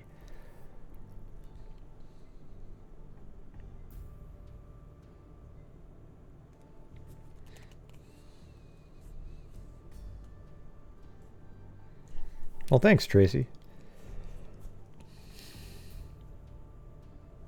Yeah, I mean, I'm not saying I'm right all the time. I know that there's stuff that, you know, I mean, Trump does say some stuff, and he boxes himself in, and then he tries to spin out of it, and he tries to say he didn't say something, but he did say something. But if you just sort of know how he is, it's just, you know, sometimes he just kind of puts stuff out there. You know, so what's the deal with the 5G thing? traces everything and everyone. Oh, okay. Oh, isn't that, yeah. Well, it traces phones, right, where they're pinging, and there's maps out there that show you, like, if there was a whole bunch of people. There was one guy I saw a video. It was really interesting. I was actually thinking maybe it could be related to, you could use it for crime. Is there was a big party at a beach in Florida, and all these phones were pinging, and then it showed where all those phones went after that. Then guess what I thought of right then? It was Delphi, right? Like if they had a technology like that, you'd see a couple phones, maybe, if the guy had one, pinging there, and then where did that phone go? It was weird how it showed where all the phones went all around the country.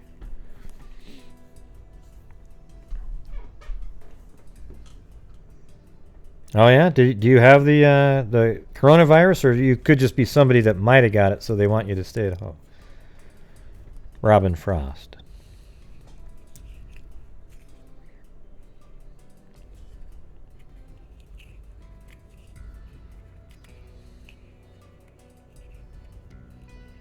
Yeah, he probably didn't have a phone. Or he had it turned off if he had one.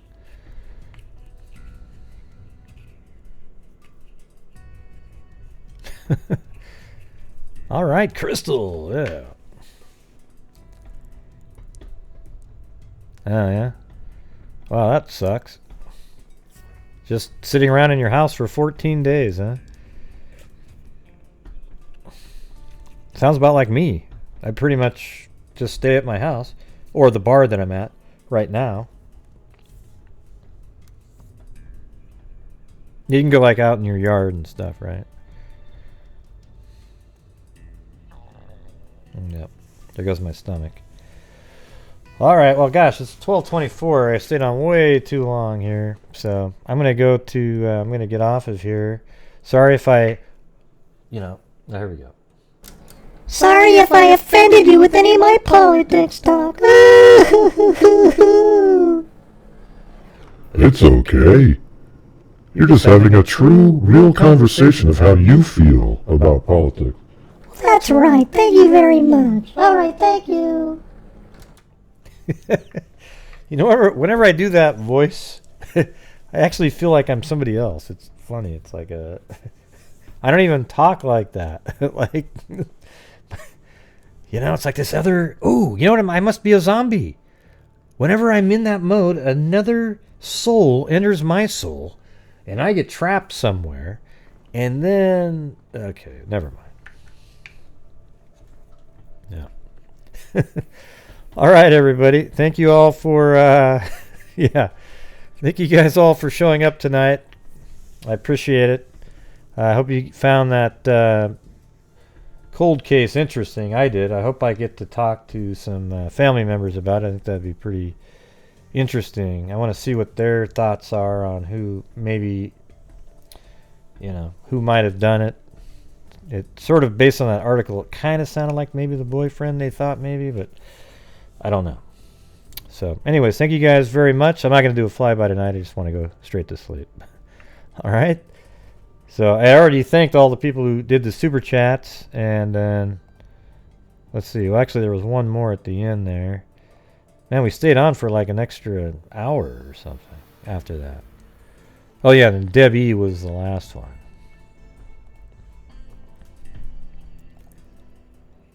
Right.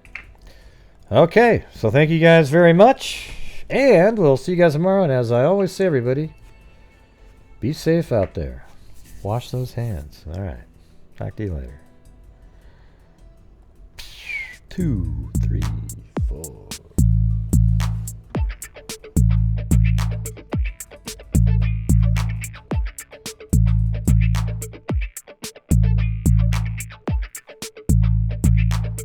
Goodbye. They're coming to take me away.